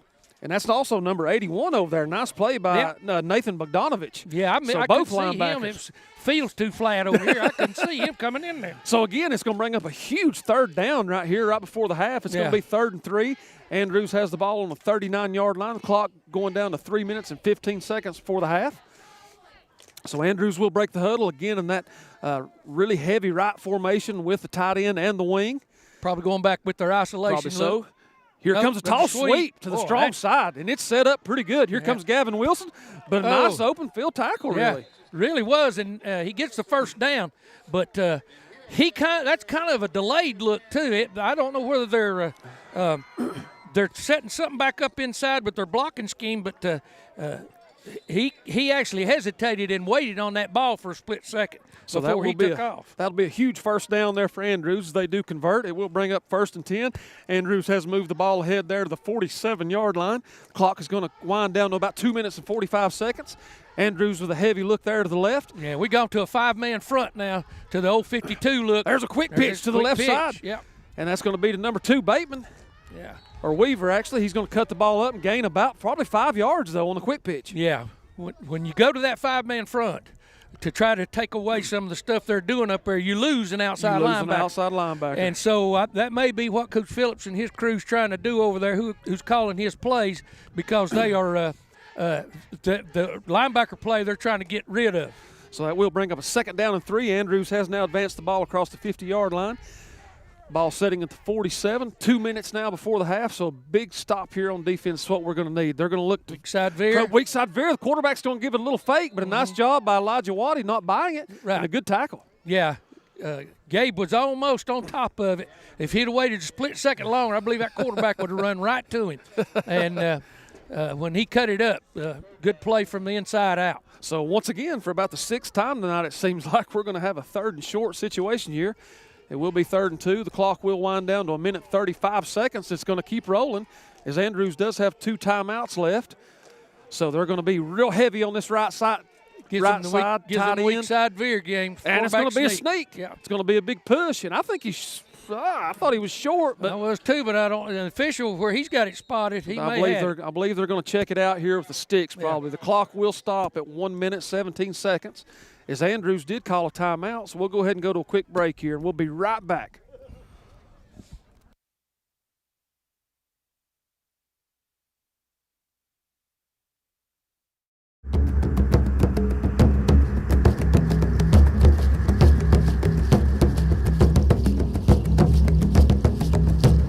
The Smoky Mountain Conference, one of North Carolina's oldest and most storied athletic conferences, producing champions on and off the playing field for decades. The Smoky Mountain Conference. Tradition lives here.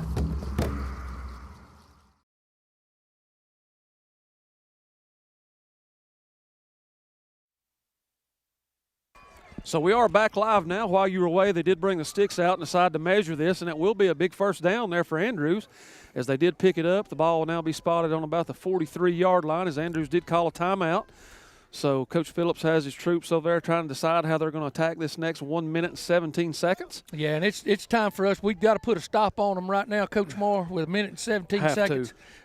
We don't need to go in 2 scores down into the half. So and then they get the ball after the half. They get the ball, start the second half, and right now they're trying to set up a.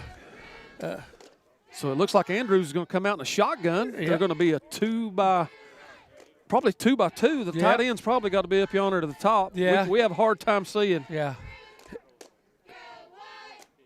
So, nope. No, he's quarterback's up under. Yeah. So they're going to stay 2 backs. He's going to open up, fake the buck. Bateman's going to roll. He's going to put the ball downfield. Groenewald is there. Oh, and just dropped by number 3, Gage Gillespie. Boy, hit him right in the hands, too. We got lucky there. We were lucky.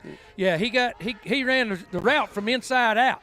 Yeah, it was almost like a post corner. Post corner, and he got in behind us.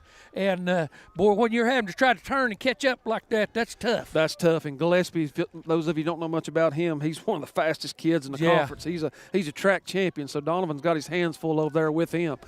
So Andrews will break the huddle this time. Same formation, 2 by 1 up under. Bateman's going to get the snap. And he's going to open up. He's going to hand the buck back to this side. That's going to be number 2, Weaver. He's weaving and bobbing up inside, and it will be a good tackle by Damien, as he will be short of the first down, as the clock is going to now roll down to under 1 minute of play before the half. Yeah, the way they run this thing, they're really not even having to block the edge out here simply because you can see the second hand blocker there, the backside guard, he never blocks a soul, and they're cutting that thing up right now, trying to get those linebackers out of there. So there seems to be some confusion on the Andrews sideline. This time they will be in a shotgun. Yeah. It's going to be a 2 by 2 formation. As Bateman's going to fake it, he's going to survey the field, looks downfield. Swain's going to give good heavy pressure, and he's just going to have to throw it away. Yeah. So what a great job by number 84 there, Waddy. Coming off the edge, Waddy just great leverage too. He could have committed straight at him, and he didn't. He kept his outside leverage on him, and that's what made him have to turn that ball loose. And even big 65 there, Connor Driver doing a nice job of penetration up the middle. Driver's the one that actually got him on the move. So we'll bring up a huge 4th down here as the clock is down to 27 seconds. And it will be 4th and 2. Andrews has 1 timeout remaining, so interesting to see how they try to scheme this year. Bateman will be in the shotgun. It's going to be Gillespie. And number 9, that is Spencer Bateman out wide. Weaver's going to be wing left with a tight end. And I'm afraid they got us this time. Yeah. Yep, I believe we jumped this time. Off the defensive end over here, Winchester, I believe, was a little early. A little early. Trying to get to that pass rush. Yeah. So that's going to give Andrews a free first down. That will move the ball ahead to the 31-yard line. It will be 1st and 10. Okay, 26 seconds left.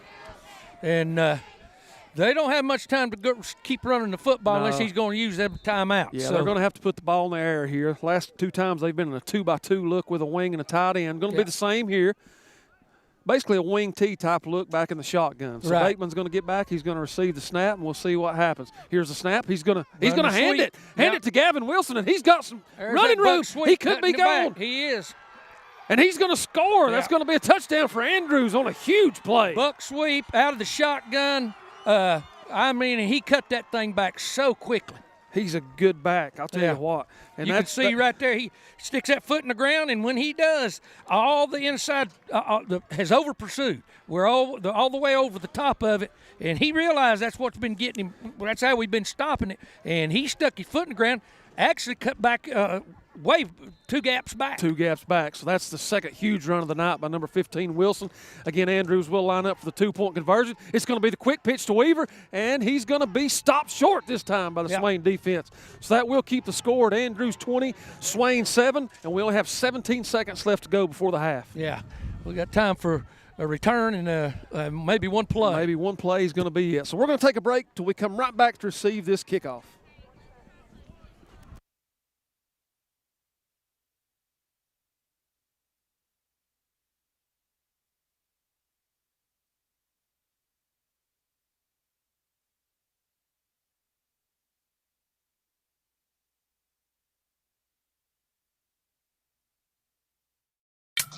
Hi, my name is Caitlin Quinnett, and I am over the Parents as Teachers program here in Swain County. Let me tell you a little bit about our program. We're so fortunate to have this program here in Swain County. It is a free program for families prenatal to age 5. We provide a vast resource network on health and safety, nutrition, things like potty training and sleep routines. If you know of a family that could benefit from this program, please share our phone number with them. It's 488-3129, extension 5632. Or share this video with them.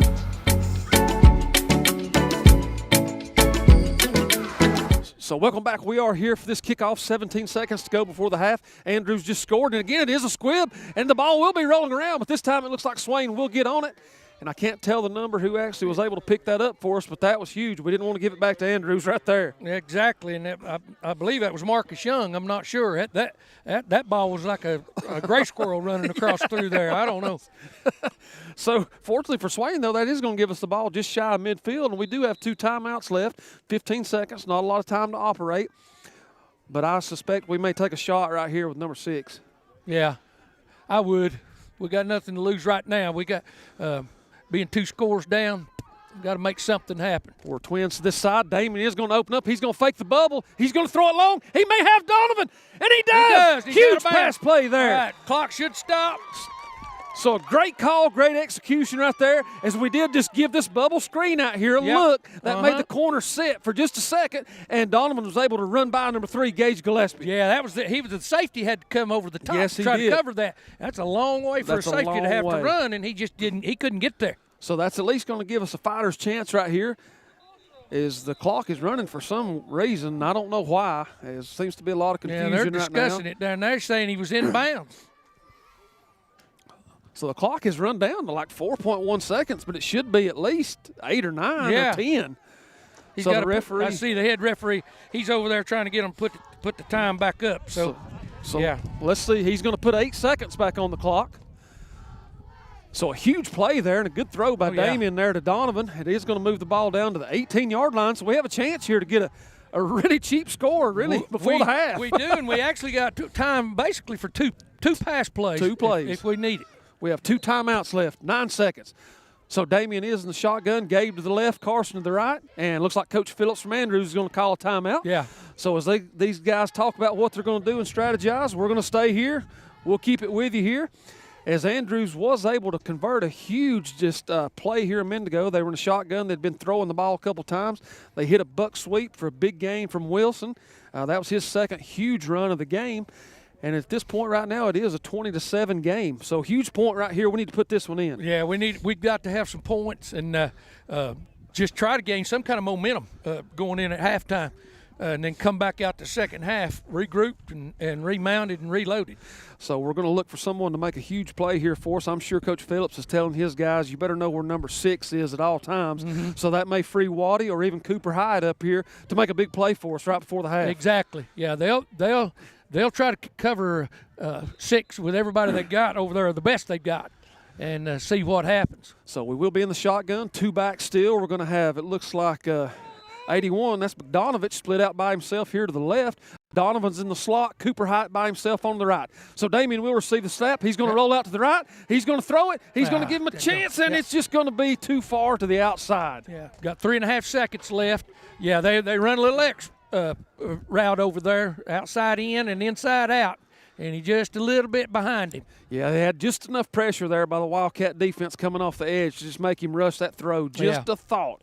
So the clock is going to move down to 3.5 seconds. This will probably be our last go at it. Looks like Coach McMahon's going to take a timeout. Yep. We'll stay right here with you again. I want to give a huge shout out, as always, to the guys that put this production on for you guys. Toby Burrell, Joe Holt, Kent Maxey, they make it possible for us to be here and act like fools and call these games and have a good time. But those guys put in a lot of work behind the scenes that you guys really have no idea about. Yeah, basically all we do is walk up and put the headphones on and start. And just act like fools. Yeah, act like we know what we're doing. And they are here hours ahead of time before us, setting up all this equipment that I wouldn't even know how to start to set up. No, they're glad I didn't set it up, or we'd still be trying to broadcast. Yeah, this Joe's thing. got more knobs back here than I've ever seen. I wonder what he'd do if I started twisting 2 or 3. Well, we did that earlier, I'm afraid. I didn't mean to, but I did. But much thanks to those guys. Coach Burrell at home tonight, just appreciative of all the things those guys do. So we are down to 3.5 seconds as both teams are out of the timeout now. It's going to be the same formation. We're going to be in the shotgun. Donovan in the slot, Cooper beside him, Bogdanovich by himself over here to the left. Going all-man coverage this time. There's a double post look, and Damian's just going to have to throw it up, and that ball is going to be picked by number 2, Weaver, and he may have something on that side. We're going to have to get him down, and Bryn Jackson does do a good job over there running him down, but Thank a huge goodness. stop there. Yeah. Thank goodness. We could ill afford that. No, he that ball was underthrown, and he saw it before anybody did, and he broke right back on the ball and, tried to make something big happen. So as we go into halftime here, it is going to be Andrews 20 and Swain 7. Really the story so far the first half, Coach, has just been Andrews' ability just to try to grind the ball a little bit and then hit that big run off that buck sweep. That's it. They're just that buck sweep has been so good to them. They came out with that isolation look, and all that did was kind of keep those linebackers inside, and then a little bit of veer. Yes. Then that little bit of veer bit us a time or two, but where they've made their living is off that buck sweep. Off that buck sweep. Out of that wing tee look, even out of the shotgun. Out of the shotgun. That was a huge run there before the end. Everybody thought pass, and they handed that buck up inside. And when you look at Swain and what we're doing right now, we had one really good drive, one really good ball there from Damian to Waddy. Yeah. But it seems like when Damian's been able to get his foot in the ground and get north and south off that veer, that's been the most effective play for us. So far, that's been the basis of our offense. Yeah, we were in a situation where we had to start trying to throw the football to score with the amount of time is left here in the second quarter. But if everything else coming back out equal in the third quarter, I think you'll see more veer. I think so too, and it will be Andrews' ball to open up the third quarter. They will receive, so we're going to have a huge stop right off the bat. But we're going to go to a break right now at halftime, so it'll give you guys plenty of time at home to go get you a snack, something to drink. We're going to catch our breath here in just a minute. We'll be back in about 15 minutes. Stay tuned.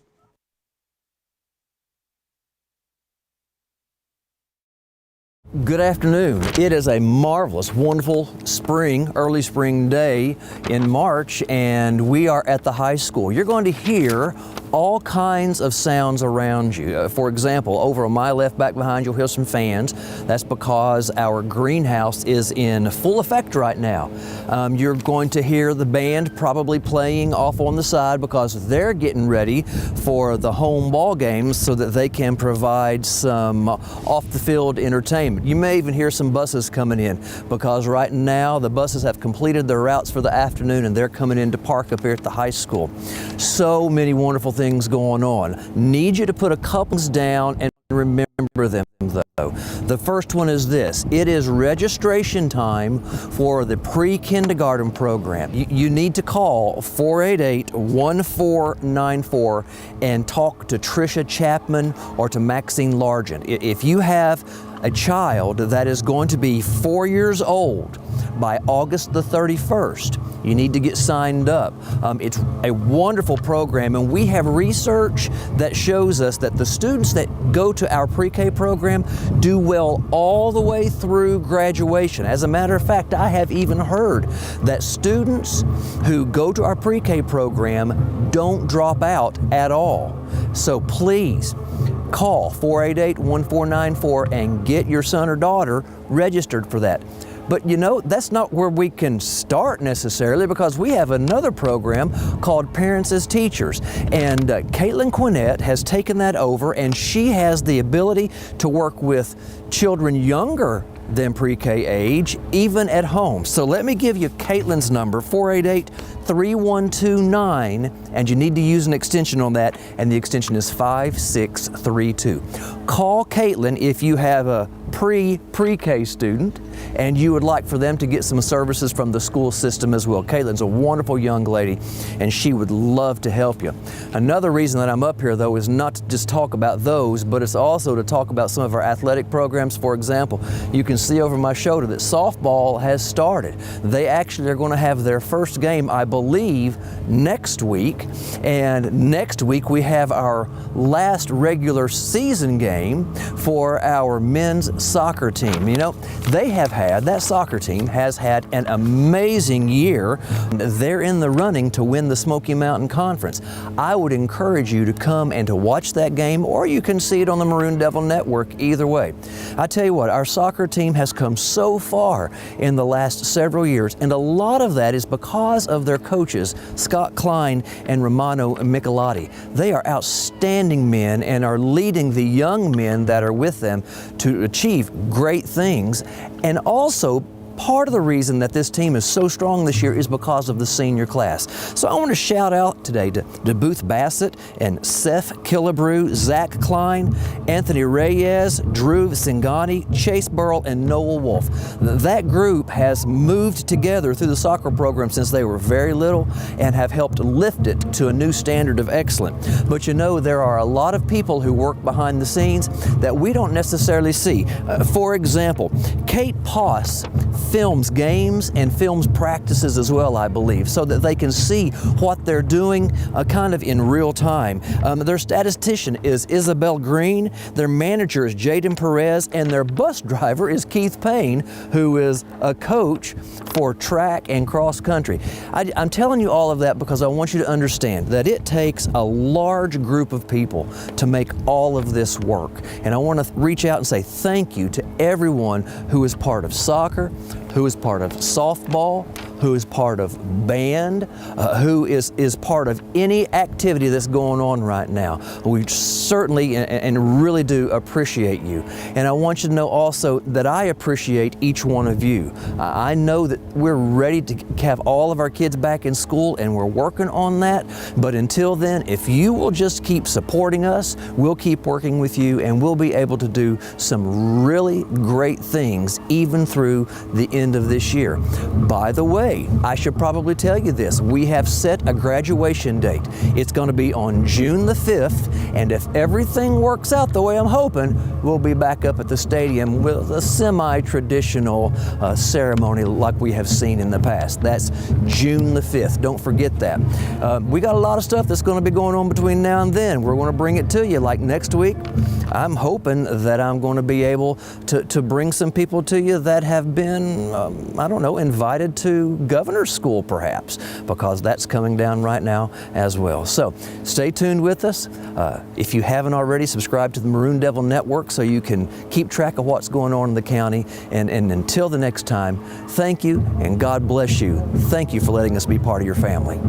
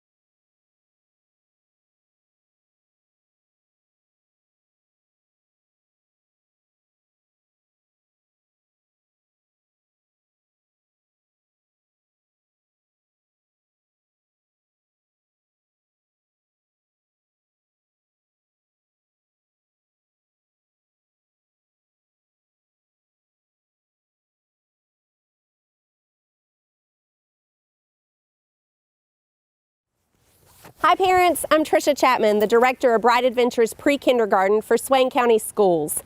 It's time to enroll your 4-year-old for the 2021-2022 school year at Bright Adventures. Enrolling your child now is a gift you can give them for success for the rest of their school career. If you haven't already, stop by, pick up an application, fill it out, and get it turned back in to get your child on the list.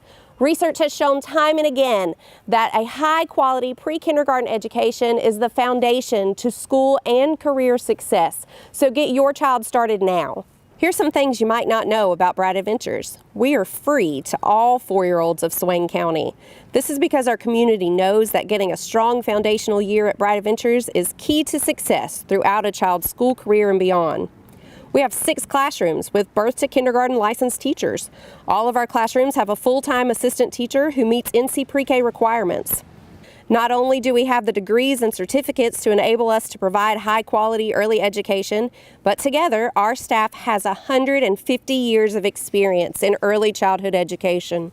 We're a state-licensed child care facility meeting the highest possible rating of 5 stars. We use developmentally appropriate curriculum to guide our students to meeting their fullest potential, not only academically, but across the developmental domains. Bright Adventures has after-school care until 5:30 every day, Monday through Friday through December, to provide extra support where it's needed. If you have a child who will be 4 on or before August 31st, now's the time. Stop by, pick up an application, fill it out, and turn it back in. This is how we'll get your name on a list for next school year. If you have questions, give me a call, 488-1494. I look forward to helping you and your child start their educational journey.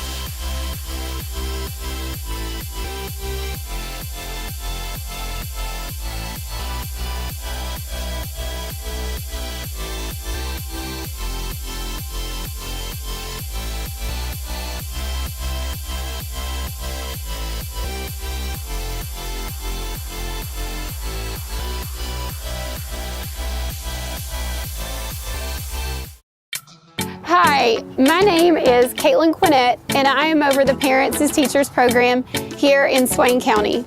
Let me tell you a little bit about our program. We're so fortunate to have this program here in Swain County. It is a free program for families prenatal to age 5. We provide a vast resource network on health and safety, nutrition, things like potty training and sleep routines. If you know of a family that could benefit from this program, please share our phone number with them. It's 488-3129, extension 5632. Or share this video with them.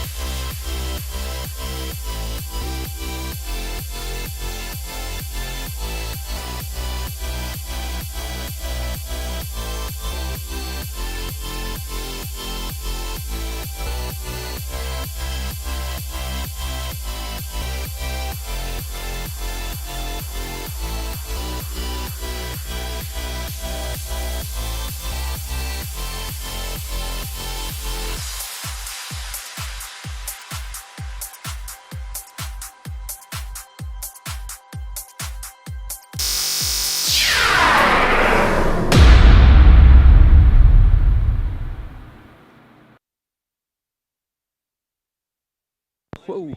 Are we on now? Welcome back, football fans. Yeah. We are live here again from Andrews High School, and we are just coming out after the half. It is 20-7 in favor of Andrews over our Swain County Maroon Devils. So, Coach, we're going to kick off here and looking for a big stop right off the bat. Yeah, we got to start putting the brakes on them. And that buck sweep has really paid dividends for them. So, back to kick will be number 14. Gavin Lanning, he tees the ball up, gets a good kick. Again, it will be fair caught down there by number 4, Gage Runge. Yep. So he does exactly like he's coached to do, and that will give Andrews possession of the ball. 1st and 10. Looks like the ball is going to be spotted on about the 30-yard line. Yep, about the 30. And, we got to come out with our hair on fire now. Yes, we do. It's do or die time, especially here in this third quarter. If we can get this back to a one-score game, we'll be in the driver's seat. We'll be in the driver's seat. So it will be 1st and 10 from the 30. As Andrews is going to break the huddle, they're going to be in that strong left formation with twins and a tight end to that side. So Bateman under center. As it looks like he maybe bobbled the snap, the ball is going to be on the ground. Yeah, it looked like that was going to be the weak side isolation play again, and he bobbled that snap and couldn't get out from underneath the center with it. But was able to fall straight down on it for a gain of about a yard, so it will bring up 2nd down and 9. The ball will be on about the 31-yard line there, so I'm pretty sure here in the next play or two we'll probably see that buck sweep again. Oh, yeah. We'll try to see the adjustments maybe we've made at halftime to defend that. So Andrews will break the huddle. It will be wing left, tight left, wing T formation. Bateman's going to open up, and he's going to hand the buck there to the left side. And there goes number 15, Wilson. Yep. And he's going to pick up about probably 4 big yards there.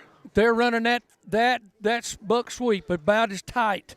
It's a buck trap more than it is a sweep. He's not. True. He's really not looking for the edge. He's not really trying to get that thing outside. So it's all trap blocks. It's taking place up there, and it's both guards doing the trapping. So it will bring up a big 3rd down and 5 here right off the bat. So we need a big stop here. As Bateman's going to open up, he's going to hand the buck to this side. Nice job of stringing it out by number 81, Bogdanovich. And Swain is going to make the stop. They piled it up. Now, that was the sweep. He was trying to get to the edge right here. He had no intention of wanting to put that ball back up in there. He did not. Big number 81 there, Nathan Bogdanovich, did a great job fighting that reach block, stringing it outside so he could not get to the corner, and we were able to clean it up on the inside. So that's exactly what we were looking for coming out of half. It sure was. Making up 4th down. Now they're going to punt it to us. Great D-line and linebacker play. That's going to be number 2, Isaac Weaver, back to punt the ball. Which is interesting, he has a broke hand with a big old cast, but he does catch it, drops the ball, gets off a pretty decent punt. Cooper Height back. He will field it off the bounce, and he's going to bring the ball up. He's going to advance, and a flag is going to be on the field. That's probably going to come back, it appears, after a good return by Cooper Height. Yeah, I don't know whether they're going to try to rule out a block in the back or a hold or whatever. I believe it's a block in the back. I think you're right, Coach. I think it is going to be on Swain, and it will negate us having the ball at midfield right off the bat. Yeah, that would have been great field position, but they're going to take that back. But great job, and punters for Andrews. He's a left-footed punter, and he's doing a kind of a Australian. Yeah, and he's dropping with his casted hand. Yeah, with his casted hand, and he's left-footed, which you don't see many left-footed punters. I don't know.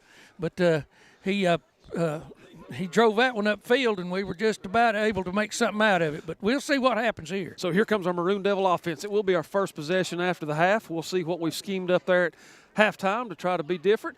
And we're going to come out in a 2-by-1 shotgun set right off the bat. Ball will be spotted on the 22-yard line. Here comes Groenwald in motion. They will hand the speed sweep. He tries to cut back up inside, but a nice job of pursuit there by the Andrews defense. And it looks like that's going to be number 20 there, Andy Tatham on the tackle. Yeah, we had a good blocking scheme right there. We just couldn't get the ball upfield on him.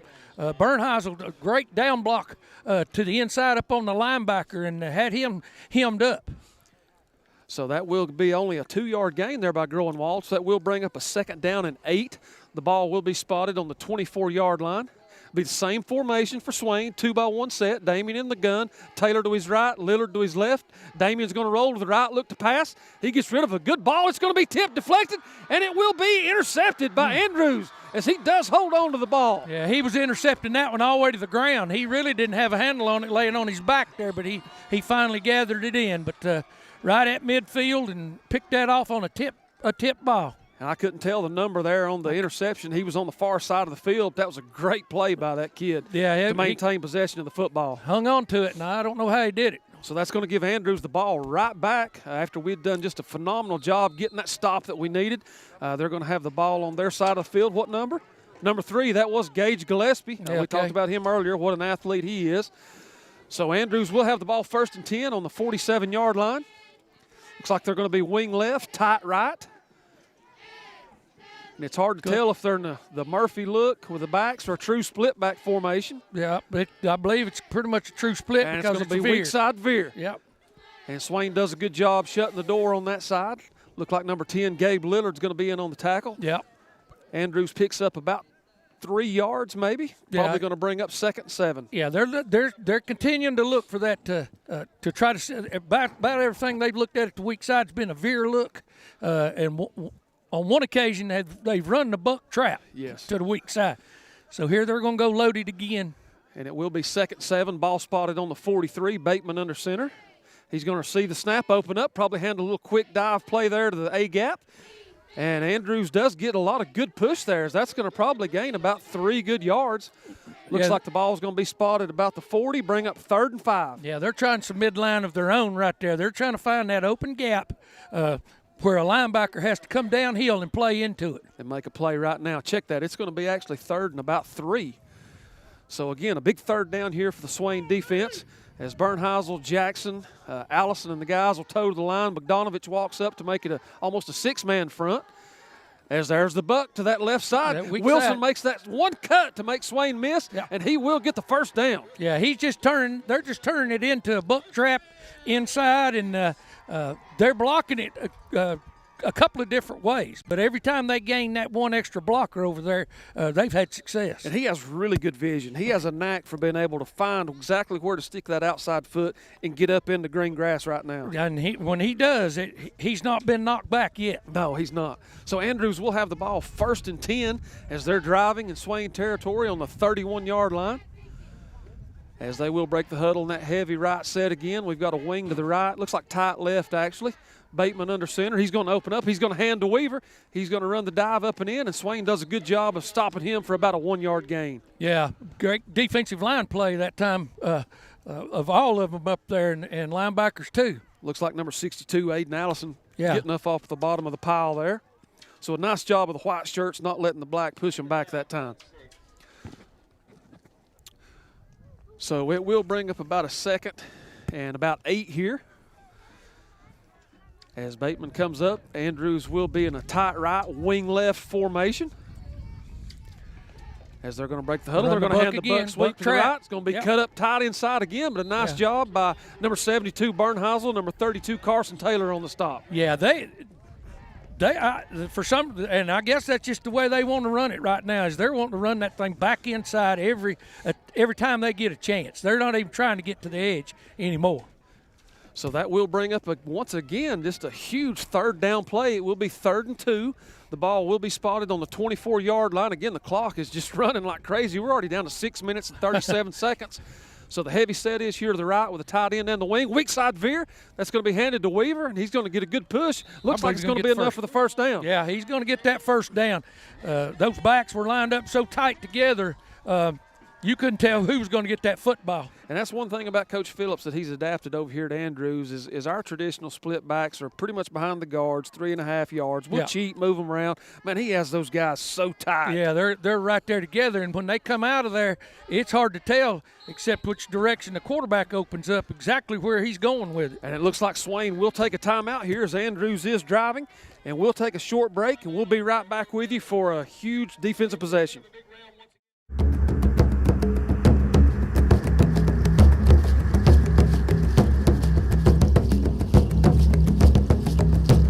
The Smoky Mountain Conference, one of North Carolina's oldest and most storied athletic conferences, producing champions on and off the playing field for decades. The Smoky Mountain Conference. Tradition lives here.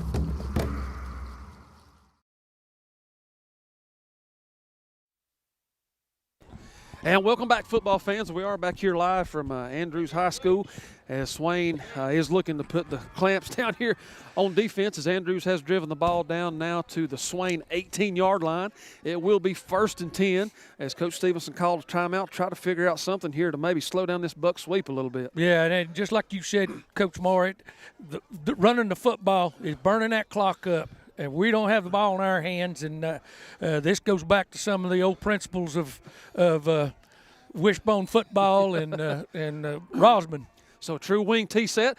He opens up, he hands to Wilson up the middle, and he cuts his way up to about probably 5 yards. That was, again, the buck sweep back to the left side. Yeah, they're just hammering that thing up in there now. By the way they're blocking it and the push they're getting off the football right now, we're just having a hard time in that forefront stopping. It's a lot like the Veer. You know, if it's working, why go away from it? They're not going to go away from it. They'd be crazy to. So 2nd down and 3, as Wilson was able to pick up 7 yards there. So Bateman under center. He's going to survey the defense, and the ball is fumbled. It's on the ground, but it looks like Andrews was able to fall back on top of it. I believe they finally made their mistake. They had, I think they had 2 guards pulling into each other. Oh, no. And that will happen if you run that buck trap and buck sweep enough. Yes, it will, and that's one of those things as a player you don't want to see on film. No. Trapping each other. No, and I believe that's what happened. They ran in to the quarterback. So it will be 3rd and 3, ball spotted on the 13. Traditional wing T set. Gavin opens up. He hands that quick midline up and inside, and Swain does a nice job of shutting the door. I think they're going to be a little bit short, though. It's going to bring up a huge 4th down. It sure is. They got a little bit better between their guard and tackle. They had a little wider split then trying to get the defenders, the defensive tackle away from where the ball was going. But when that down block started, he closed and was able to stop it right there. Able to stop it. So it is going to be a huge 4th and 1. The ball will be spotted on the 9-yard line. The clock has moved down to 4 minutes and 35 seconds. Again, Andrews with a 20-7 lead, looking to cash in more here.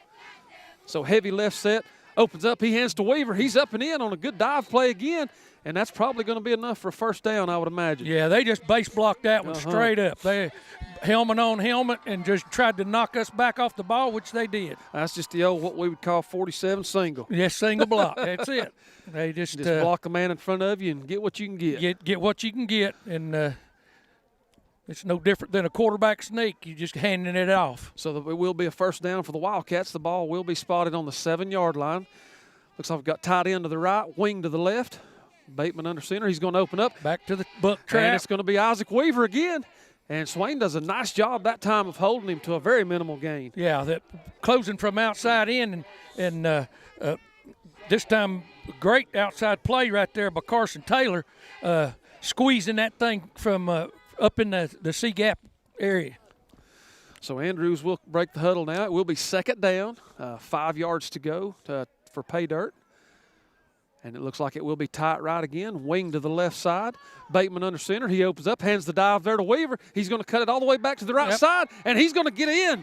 Touchdown, Andrews. He walked that one in. Yes, he did. He literally did. He just blew by everybody. So that's going to bring the score now to Andrews 26 and Swain 7. And Andrews will be going for 2 like they've done all night long. Takes a lot of air out of your sails right there, does. Coach Sure Moore, does. when they get the ball and they have it that long and for that long a drive.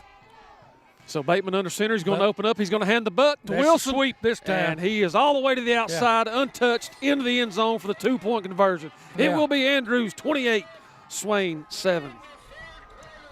So we're going to take a short break right here, and we'll return for the kickoff.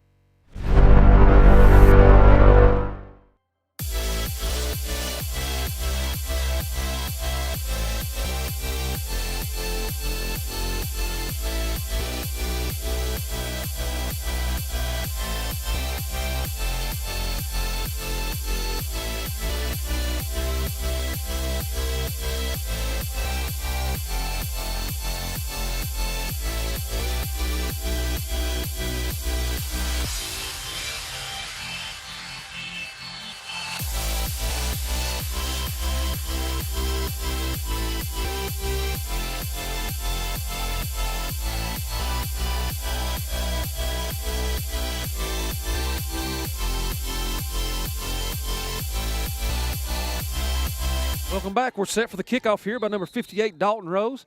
As the ball is teed up, it could go absolutely anywhere. We better have our hands ready. This time he gets a decent boot into it. The ball's going to roll down, and Swain is going to maybe fall on it. I'm not sure. Yeah, that ball was there again. It looked like a gray squirrel running. And we It's do close. recover it. Yeah. That was iffy there for a second, but Yeah, we do retain possession. So Swain will take over. It will be 1st and 10. The ball is going to be spotted on about the 37-yard line. And, again, it is 28-7 Andrews. So not to understate it, but this is a must-score drive. Well, we have to have it. Yeah, the way they ate the clock up there in the third quarter with only 3 minutes, 27 seconds left in the third quarter. And you can't score a whole lot of points without the ball in your hands. We had the ball one time. Yeah. And so Swain will break the huddle here. We will be back in the shotgun, 2-by-1 formation. Carson to the right, Gabe to the left. Donovan is going to go in motion. And we're going to fake the speed sweep. We're going to go up and over the top. And Cooper Hight's got a space. Got his hand on and there it, was too. a lot of hand action there. And we There are it going to is. get There, the got flag. it. Yeah. The side judge over here was waiting on the official in the middle of the field to throw the flag, and when he didn't, he went ahead and threw it. So a nice play there as we do fake that jet sweep to Groenwald, and we do take a shot there to number 15, Cooper Height, as Andrews had number 2 there, and that's a Weaver. But he just got too much hands on Cooper. Yeah, and single coverage like that puts a big burden on this corner. So that will be pass interference. That will advance the ball in our favor, way towards midfield. Yeah, unlike the college and the pros, you can't hold on to them too long. No, in you high can't. school ball, they still frown upon that. So. So the referee is going to march the ball across the 50, so that will give us the ball in Andrews' territory. The ball is going to be spotted on about the 48, dead middle of the field. And 1st and 10, Maroon Devils. And we'll take it, too. We'll take any yards we can get. Anything we can get right now to try to get down here in scoring position. So it looks like Damien's looking to the sideline, trying to get the play in. The Maroon Devils are going to break the huddle. And we're going to have to hustle up to the line. Yeah, we've got 9 seconds before And now snap. we're going to be in a 2-by-2 look. As we have a wing with Carson. Shotgun. Damien's going to roll out to his left. He's looking downfield. Dumps it to Carson. Yep. And he loses his feet, but does make the catch. And that's going to gain, it looks like, about 3 yards. About 3 maybe. yards, yep. So anything we can get, just keep driving the ball here and see if we get this one in. So we did put actually 4 receivers into the route that time, as we did bump Carson up to a wing. And Damien did a nice job rolling out to his left. For a right-handed quarterback, that's tough, getting his shoulder square, but he did a nice job. It will bring up 2nd down, 6. The ball will be spotted at the 44-yard line. 2-by-1, 2 backs. Damien receives the snap. He's going to roll out to his right, looking downfield. He has Donovan, makes a great pass. Yes. That's Groenwald on the catch, and he will be out of bounds. That's great route running, too. He got that inside safety so turned around when he made his cut. That when he broke out there, he was wide open. He was wide open. He stuck that left foot in the ground, and Damien absolutely delivered a strike to him. Yeah, they're giving him plenty of room. They're backing off of him. They don't want him to run by them, and so it's taking them a while to break back to him when you give him that much ground. So big gain there by the Maroon Devils. It will bring us to 1st and 10, ball on the 30-yard line. As Damien in the shotgun, he's going to sprint out to his left again. Looks like the same play. He's got Donovan on the out, but he's going to go deep with the ball. Jump ball, and it will be caught for a touchdown. Number 15, Cooper Height. What a play. Cooper went up and claimed that ball. Holy cow, what a play. That was unbelievable. When he left the ground, there was no doubt he was going to have that ball in his hands. What a play. It was the same exact route combination of this side. You had the fly, you had the out. Yeah. Damien rolled to his left, decided to take a shot, one-on-one coverage. And, man, I tell you, Cooper did a great job. Yeah, he looked at Grunwald underneath there, and he was open, but he wanted to take that long shot, and he did. And at this point in the game, that's what we had to have. That's what we got to have. Huge play. Number 14, Gavin Lanning's going to come on for the PAT. Good snap, good hold. The ball's going to split the uprights, and it will be good. So a huge answer there by our Maroon Devil offense. Yeah, that was a needed shot in the arm. Now, we got a little bit of momentum right here. Big Mo's changed shirts, and we need to keep it. But what we've got to do is put stops on them now. Got to get stops. That's going to bring you score to Andrews 28, Swain 14. We'll just actually stay right here maybe this time, if that's all right. You know, when you get in those positions down 28-7, all of a sudden you look around the sideline sometimes, you see heads start to drop, you see kids start to question themselves. But by then we got the ball right there, and we answered in a big way.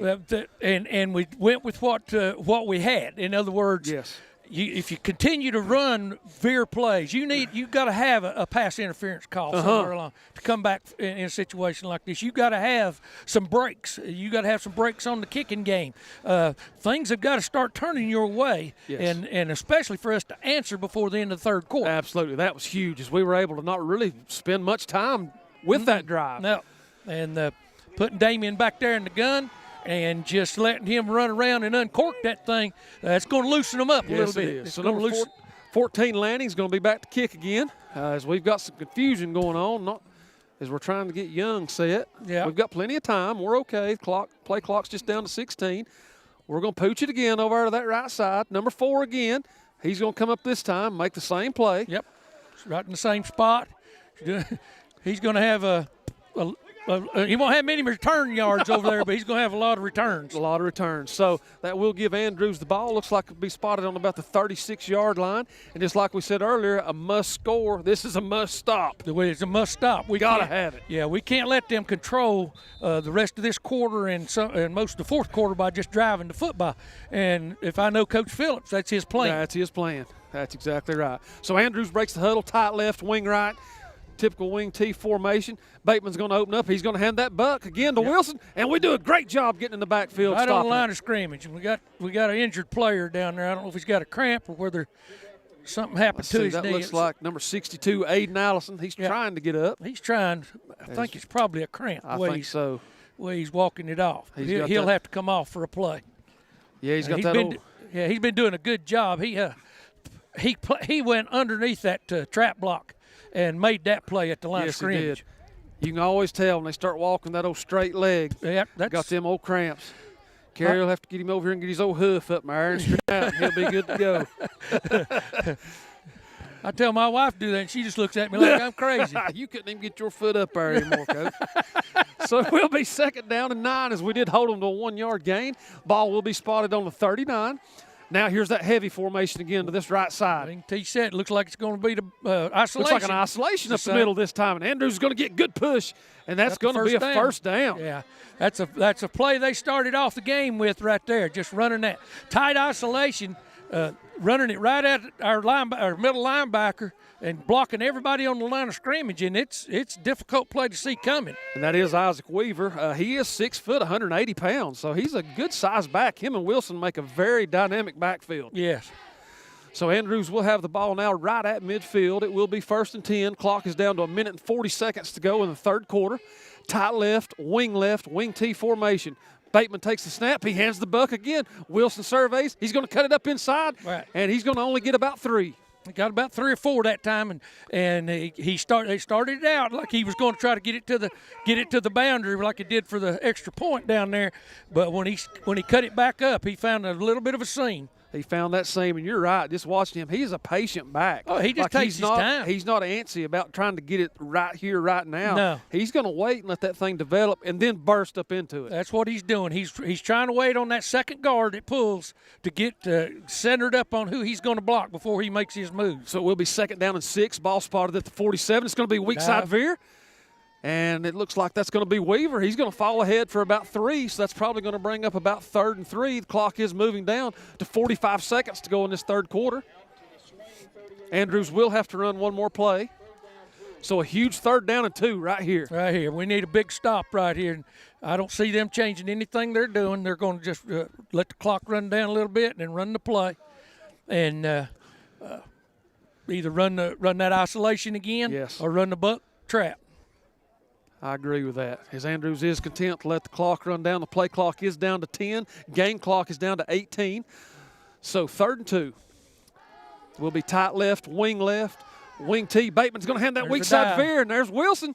And it's going to be really close, but I think he's going to have it by about a half a yard. Yeah, according to where this official over here, the head lineman's got it spotted, it is a first down by about a yard. And that's probably going to take us on into the fourth quarter here as the referee does wind the clock, and it's going to be down to 5, 4, 3, 2, 1, and that will take us to the fourth quarter. So after 3 full quarters of play here at Andrews High School, it will be Andrews 28, Swain 14. Stay tuned for an exciting fourth quarter. We'll be right back.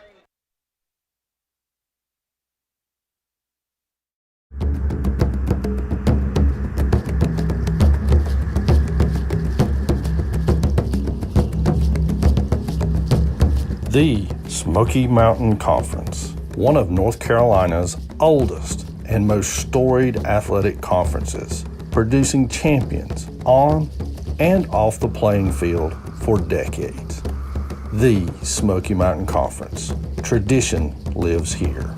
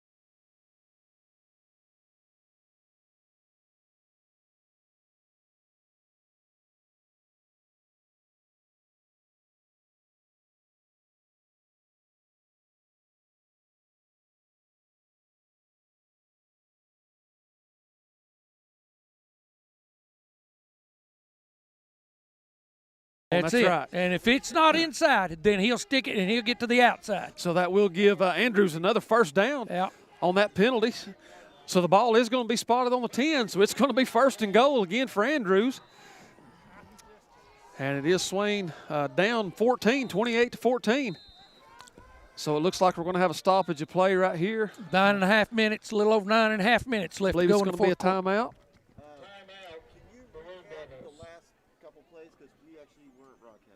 Oh, yeah. Okay. We'll be glad to. So Joe said we missed the broadcast here on the last couple of plays.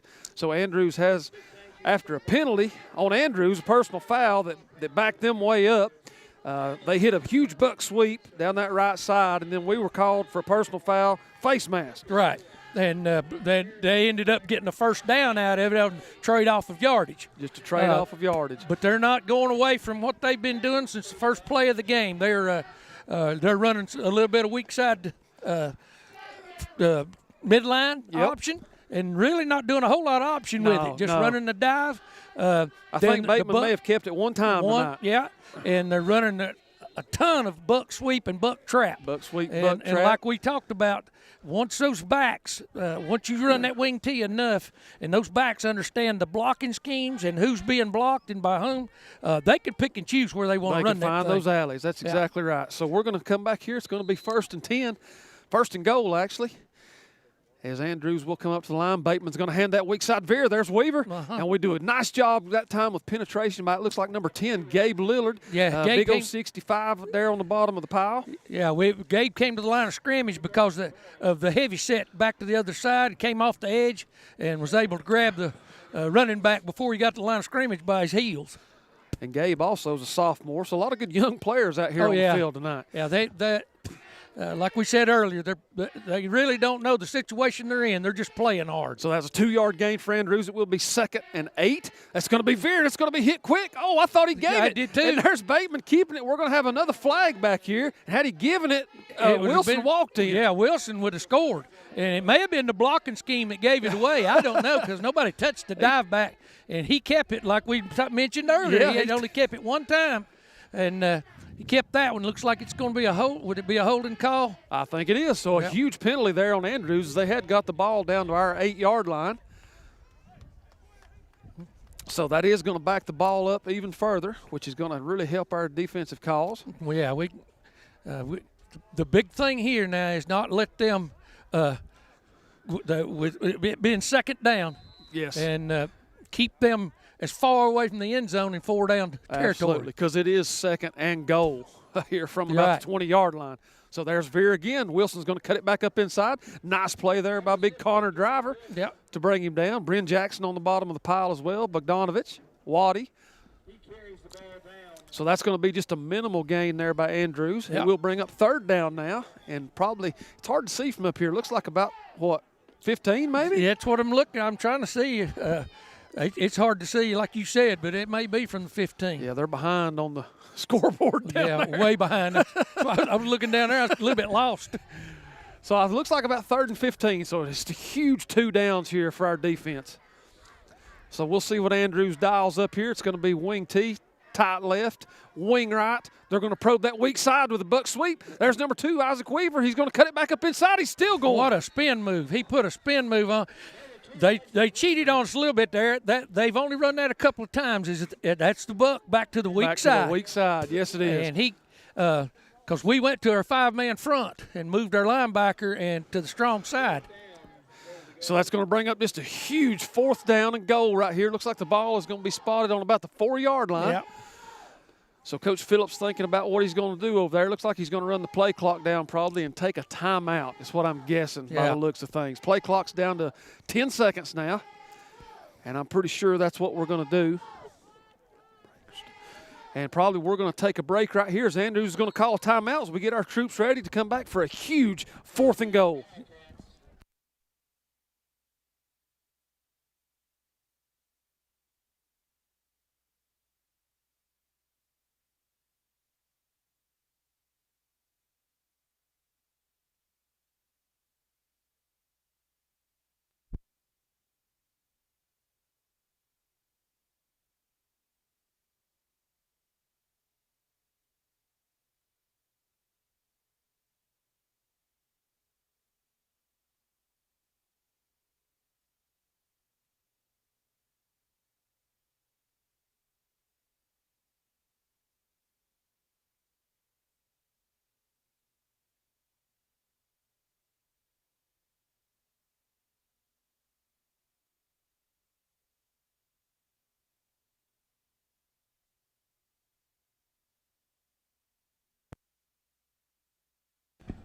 So we are back here for a huge fourth down play right here. It will be 4th and 4, and it is 4th and goal. Andrews can't get a first down. All they can get is a touchdown, and we've got to have a stop right here. Yeah, this may be the biggest play of the night right here so far. This could be the ball game right here. It's going to be Veer. It's going to be Weaver up and in.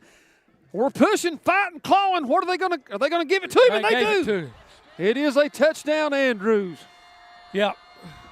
He picked up, he didn't get much over 4 yards, but that's all he needed. That's all he needed. Somehow he is able to probably get that ball just across that end zone line to give Andrews the score. And that will put Andrews up 34-14 right now, as that was just a huge drive by Andrews. 7.5 minutes left to go in the fourth quarter, and time's running out on us. We've got to answer quick and often. Again, the pressure has just been amplified in a major way. So Andrews will line up to go for 2 again. They've done that all night. Strong to the right, tight end and wing and backs. They're going to run Veer again with Wilson. He's pushing. Yeah. Great push by Andrews, but is it going to be enough? Give us something, official. Well, we're waiting. We're here. Oh, and he's going to give it to him. So Andrews will convert. They will gain the 2-point conversion. That will put Andrews up by a score of 36-14. I don't know how they figured that out after that long, but I guess they didn't know where the ball was. That gives a kid a lot of time to roll around and try to figure out a way to get the ball across the line. Move that ball up, Well, we're in a situation now where every possession we're going to have to take it down the field and score. We've got to score. We're probably going to have to get a couple onside kicks. We're going to have to have a couple of those kicks bounce our way. We got to have some stuff happen in a hurry here. We put together a good scoring drive, the last one, by throwing the football around and doing some things with it. And now we're going to have to make some big plays. Some big plays. And I think it's a case too where you mentioned it earlier in the game. You start to see some of our big guys who are out here just. They're on everything. In most years when you have numbers, they're not on special teams. They're maybe only one side of the ball, but most of these guys on our team are going all night. All night. They never leave the field. And fatigue is becoming a factor. It is becoming a factor, and when you're behind in a ball game, fatigue doubles itself. It doubles it. So here we go with the kick again. These have all been interesting. The ball is going to hit the ground. It's going to be picked up by number 6, Groenwald. He's going to try to skirt out to the left side. He's coming back to the right side. No blocks. He may have something. He's got it now. He may have something. Beat Donovan down the right side, and that is Wilson left. So that's pretty good safety to have back there. It is. Yeah, but that's huge. Yeah. So good return by Donovan Groenwald. That's going to give our offense the ball on the Andrews side of the field on about the 35-yard line. Just what we needed. Yeah, that's and we talked about this last week at Cherokee. When kicks don't go where they're supposed to go all the time, especially on kickoff, the most dangerous thing that can happen is hesitation about where's that ball going to come out at, because short kicks and things like that, or balls that are mishandled, all of a sudden he can come out anywhere. And that's just what he did. So Swain will break the huddle. It will be 1st and 10 on the 35-yard line. We're going to be trips to the left side with Carson at the wing. We'll probably roll that way. Yep. We do roll that way. Have good protection. Damien's going to cut it loose. He's got a man. He's going to go up. The ball's tipped, and it will be incomplete in the end zone. Looks like the ball's intended downfield there for number 15, Cooper Hyde again. I believe it was. It looked like almost the same route that he scored on. I think you're right. It was. They tried it out again because that corner. Cooper's got a little bit of height on him, and I believe he can out-jump him. He did, and that was good help over the top there by the free safety as well. They're playing Andrews that safety. Yeah, both guys. They realize we're in a situation where we're going to have to throw the football. So playing a little looser than normal. Yeah, they're keeping him back there deep. As you can see right now, he's close to 20 yards deep. So the ball will be 2nd and 10. Ball spotted at 35. Damien receives the ball. He's looking downfield. Surveys the scene. Cuts it loose on that curl route. There's Cooper. And he's going to be out of bounds. And we're going to have a flag back here, and I think it's going to be probably roughing the passer. Maybe personal foul. Damien's clapping his hands. I think he realized when the flag was thrown because he got hit late. And I think they could have called it actually on the play before that. To be honest. He did. He got mauled after he turned the ball loose earlier. So Damien doing a nice job. Him and Cooper turning into a really good, combination tonight, and that's really good for on down the road as well. We need that threat. We need to get this one in right here and really answer. So that's going to move the ball on down with the penalty, the personal foul. That's going to put us in a goal-to-go situation. It will be Swain 1st and 10 from the 10-yard line. I when it's 1st and 10 from the 10-yard line. As a coordinator, I hated it. Yeah, I'd rather be on the 12. Me too. Or the 8 or 9, not on the 10. I hate that. We're going to break the huddle. It will be Cooper by himself, 2-by-1 formation, Bogdanovich in the slot. And Coach Phillips from Andrews looks like we'll call a timeout just to try to regroup. And we'll just hang out right here maybe. Is that all right, Joe? Yeah, he says that's good. We'll hang out right here. And Swain has done a good job once again of answering just a huge score there by Andrews. Yep. And here we are right back down the field. Right back down the field. And we need all the breaks we can get, and we're getting a few right here. We're getting a few right here. And, I don't know what all you guys can hear, over our mics, but I know you can see our cheerleaders down here in front of us. I'd be remiss if I didn't say what a great job they've done tonight. Looks like there's about 16 or so girls down here. They're doing their thing to try to keep the crowd in it, and they always do a really good job. Yeah, even through those masks. They're having to wear those masks. Yeah, just like everybody else. I don't know how you'd be a cheerleader with a mask on. But they're doing a great job. They are. They're really all working the work at it. they do. So we will be down to 7 minutes in the fourth quarter. It is Andrews 36, Swain 14. We do have the ball on a 1st and goal situation from the 10-yard line. And, folks, if something happens to this broadcast, it just means our batteries went dead. We're running a little low on the battery power back here, Joe says, so we're going to – We've got a coat hanger we're fixing to try to wire up. Yeah. So here Damian will take the ball. He's going to flip it out here to Carson. He's got something. Shoulders and head down. Yep. Great tackle over here. Should be out of bounds, too, stop the clock. But he's going to be down to about the 2-yard line. Yep. It looks like number 9 there. No, I believe it's I've closer lost to all the my 5. papers. Yeah, yeah. They're blowing everywhere. Yeah, it is down the 5-yard line.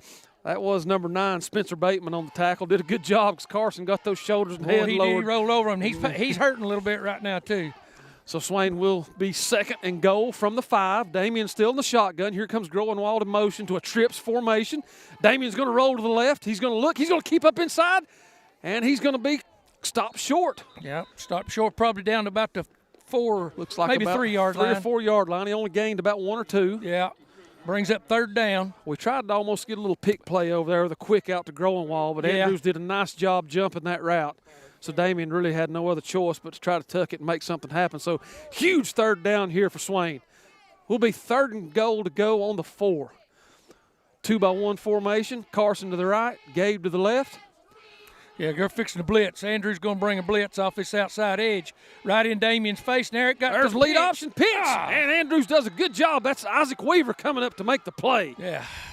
On Gabe Lillard. So it's going to force a 4th down situation for our Maroon Devils. From about the 5, I believe. About the 5. And what's sad is the clock continues to run. We're going to be under 6 minutes. Clock down to 5:57. 4th and goal from the 5. Yeah, they're laying their ears back right now. They're going to take every chance they can to try to stop the ball from getting to the edge. They're probably going to blitz both those outside backers. They may even bring the corner off the short side of the field over here. We're going to be in a trips formation. Carson's going to be the wing to the left, so we're probably going to roll to the left. We've got Donovan over there. There goes Damian. Can he get outside? There comes pressure. There's a blitz. He gets it off. And it is incomplete. So Andrews does a nice job there on defense, holding Swain in a goal-to-go situation. That was the safety coming up from the center of the field, and as soon as he saw which way Damian was rolling, here he came. Here he came. He was on the fly. And we said earlier, as you roll to that left side as a right-handed quarterback, that's tough. Man, Damian was never able to really get his shoulders on around and get the ball where he wanted it to go. Not as fast as that free safety was closing on him. He had a beat on him. Yeah. So Andrews is going to take over. There's 5 minutes and 30 seconds to go here in the fourth quarter. Swain is down 36-14. Andrews will break the huddle. The ball is going to be on the 5-yard line, and it's just going to be a dose of what we've seen all night. Yeah, Coach. they're not going to change. They're not going to change a thing. They're going to run some dives, some isolations, and run that buck, trap and sweep. Right there's the weak side veer. That's veer. going to be to Isaac Weaver. He's going to poke up inside for about three tough yards, and that's kind of been the story of the night. It's 3 yards, 3 yards, 6 yards, 30 yards. That's it, and it wears you down. It wears you down defensively, trying to keep everybody keep your mind in the ball game, keep your head in the ball game. So that will bring up a 2nd down and 8 situation, as the clock will now get under 5 minutes to go in this game. And Andrews is going to break the huddle, tight right, wing right, just a straight wing T formation. There's Probably going to be a little buck. There it is. That's going to be Isaac Weaver. He's going to pop it to the outside. Damian pursues, and he's going to be able to bring him down, but that's probably not going to be before an Andrews. Yeah, they got first down. It's got to be. Should be a first down. Yes, it is. Yep. Yeah, he just he again biding his time. He knew exactly where to go with that football, and he just waited, turned it into more of a sweep this time rather than the trap. Weaver and Wilson look a lot alike. They I mean, do. other than stature, they run the ball a lot alike. Yeah. They're patient. They've got good explosiveness. They're fast in the open field. They're good hard backs. And they can stop and go on a dime. It's like you said, I don't know if they've been tackled for a loss tonight, like where we've taken them backwards. No, they've not. They know how to lean out with that football. So 1st and 10 Andrews. Ball's going to be on the 19-yard line. It's going to be weak side this time. And we shut it down in a big way this time. That's going to be number 64. That is Payne. Ben Payne, sophomore. Yep. So a good play by Ben. Yeah, it's a great play playing from his tackle position. So a good play there by Swain as the clock is going to continue to run. Unfortunately, we're about to get under the 4-minute mark. As we just hit that, it will be 2nd down and 13. Ball spotted at the 16. Yeah. As we only have one timeout left, so, like any good offense would do, they're going to run that play clock down to about 2 seconds, snap the ball. They're watching that play clock as much as they're watching anything, and Coach Phillips is telling them when to get underneath the center and take the snap.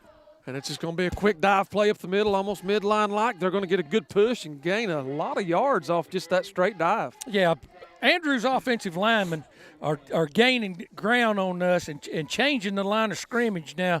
They really have in the whole second half by getting underneath us and literally moving the line of scrimmage 2 or 3 yards at a time. And as I look at them up front, they've got 3 seniors, but they also have a freshman and a sophomore starting up there tonight. So, so a few youngsters sprinkled in. So it's going to be 3rd and 8. The ball's going to be spotted on the 22-yard line. Again, waiting on the play clock to run down. Heavy this side, probably going to be weak side Buck. No, they go strong with it. It's going to be Weaver. He's going to come up the middle. And it's going to be a host of Maroon Devils on the tackle, but not before Andrews gets a huge first down. There again, like you said, his patience is unbelievable. He just takes his time until he knows exactly where he wants to put that football, and he goes. He goes. So that is a huge first down for Andrews, as they will keep the clock moving. Really not a whole lot I'm afraid we're going to be able to do at this point. Nope. We don't want to take anything away from Andrews. They have a good football team. Oh yeah. There'll be a lot of folks have to deal with them from here on out, and they've got a good football team. They're going to try to claim their place in this conference, like we discussed earlier with Coach Phillips and what he's trying to change the atmosphere over here. So we got a flag on the play there, as looked like Swain may have. I don't know if we were drawn off. Did they get them? It's going to be on Andrews. Yeah. All right. So that's good. He's going to back the ball up 5 yards. That'll bring it to 1st and 15. So trying to listen to a couple scores there. Murphy up 21-14 on Franklin. Robbinsville was up. Yep. Yeah, Robbinsville was up 17-7 over Hayesville last we heard. So again, it will be 1st and 15. Ball on the 25. Andrews breaks the huddle. Bateman's just going to. I didn't have a good view of that, Coach. I don't know what the ball was. I know we went to a shaded 50 front right then to the strong side, and it looked like it was just a weak side dive. Yeah, I think it was to Wilson. Yeah. Just gave him that dive there on that right side. He gained about 2. So the clock is now going to work its way under 2 minutes. It's going to be 2nd down and 12 from Andrews on the 28-yard line. Yeah, and the clock's running, and there's just not a whole lot of hope can be held out for anything that we might be able to do. They've got the football, and they ain't going to give it up. They ain't going to give it up. Not in a minute and 45 seconds. So Bateman under center. He is going to hand the buck to Wilson. He cuts it back up inside. He's back to the right side, bobbing and weaving, and he will be tackled there, but not before he's able to gain about 10 yards. That's quick. Now, that happened quick. And that's going to bring Andrews to about a 3rd and looks like about 2, maybe? Yeah. 3rd and 2. Yeah, but that ran it to the weak side, and that seems to be one of their put-away plays. Yeah, I think so. They get you leaning strong, getting us in that shaded 50 front to the strong side, and they just run it back to the weak side. So we'll be 3rd and 4. Ball spotted on the 37. We're down to a minute left. Again. And he's going to hand the ball to Weaver. And he is going to be close to a first down. Looks like the official's got his foot on the line. He literally wiggled for a first down. Wiggled. So the clock is going to move its way down to 47. Andrews will have to run another play because the play clock is down to 24, but looks like they gave him the first down, so it's not really going to matter now at this point. Nope. And that's probably going to do it. Yeah, they'll be able to kill it from here on out. So. And they're just going to line up in what we call the victory formation. Pile everybody in there, protect the gaps. Quarterback's going to take a knee one last time. And that's probably going to do it for us here tonight at Andrews High School. And that will be the last play of the game, as Andrews has come away with a huge win here tonight over our own Swain County Maroon Devils. Your final score is going to be Andrews 36, Swain 14. It's just I hate to say it, but it was a pretty dominating performance tonight by Andrews. They owned the football field here in Andrews tonight. We had some bright spots. We were able to do some things at times, but now when it came to controlling the football game, I'm talking about the ball and the clock, and owning it, they did it. They did everything. My hat's off to Coach Phillips and his staff and his players. They look like a seasoned, well-oiled machine right now. Yes, they did. And they took it from us. They took it from us. So I just hope that Swain coaching staff get it back together this week for a homecoming game this next Friday night, and hopefully we'll have a better outing. We will be at home there next week against Rosman, like you said. Huge homecoming game. As a player and a coach, there's nothing like really getting back on that practice field Monday, because you feel like at that point you can kind of get this taste out of your mouth a little bit. Exactly. But then you can't wait to get back next Friday to really get it out. Yeah. See if you can't prove. See if you can't prove something. And to say that we didn't show up, that's not right. That's not right. We play. Yeah. But we got outplayed. But like you said, we saw some bright spots. I think some things in the passing game we saw tonight are going to be some things that we can absolutely build on. The connection with Damian and Cooper tonight was a big step forward, because we've got to be able to throw the football. Yeah, we're going to have to. The more we throw it, the more we have to throw it in situations like we were in tonight. Yeah, it puts a little bit more pressure on you, because they can lay their ears back and come after you, knowing good and well that they've got your back against the fence. So what you want to do is be able to throw it when you want to. That's exactly right. So, again, we thank you guys for tuning in with us tonight.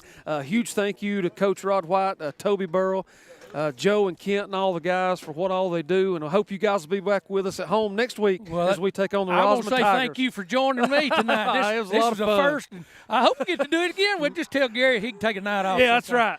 Absolutely. So thank you guys. We'll be back with you next week.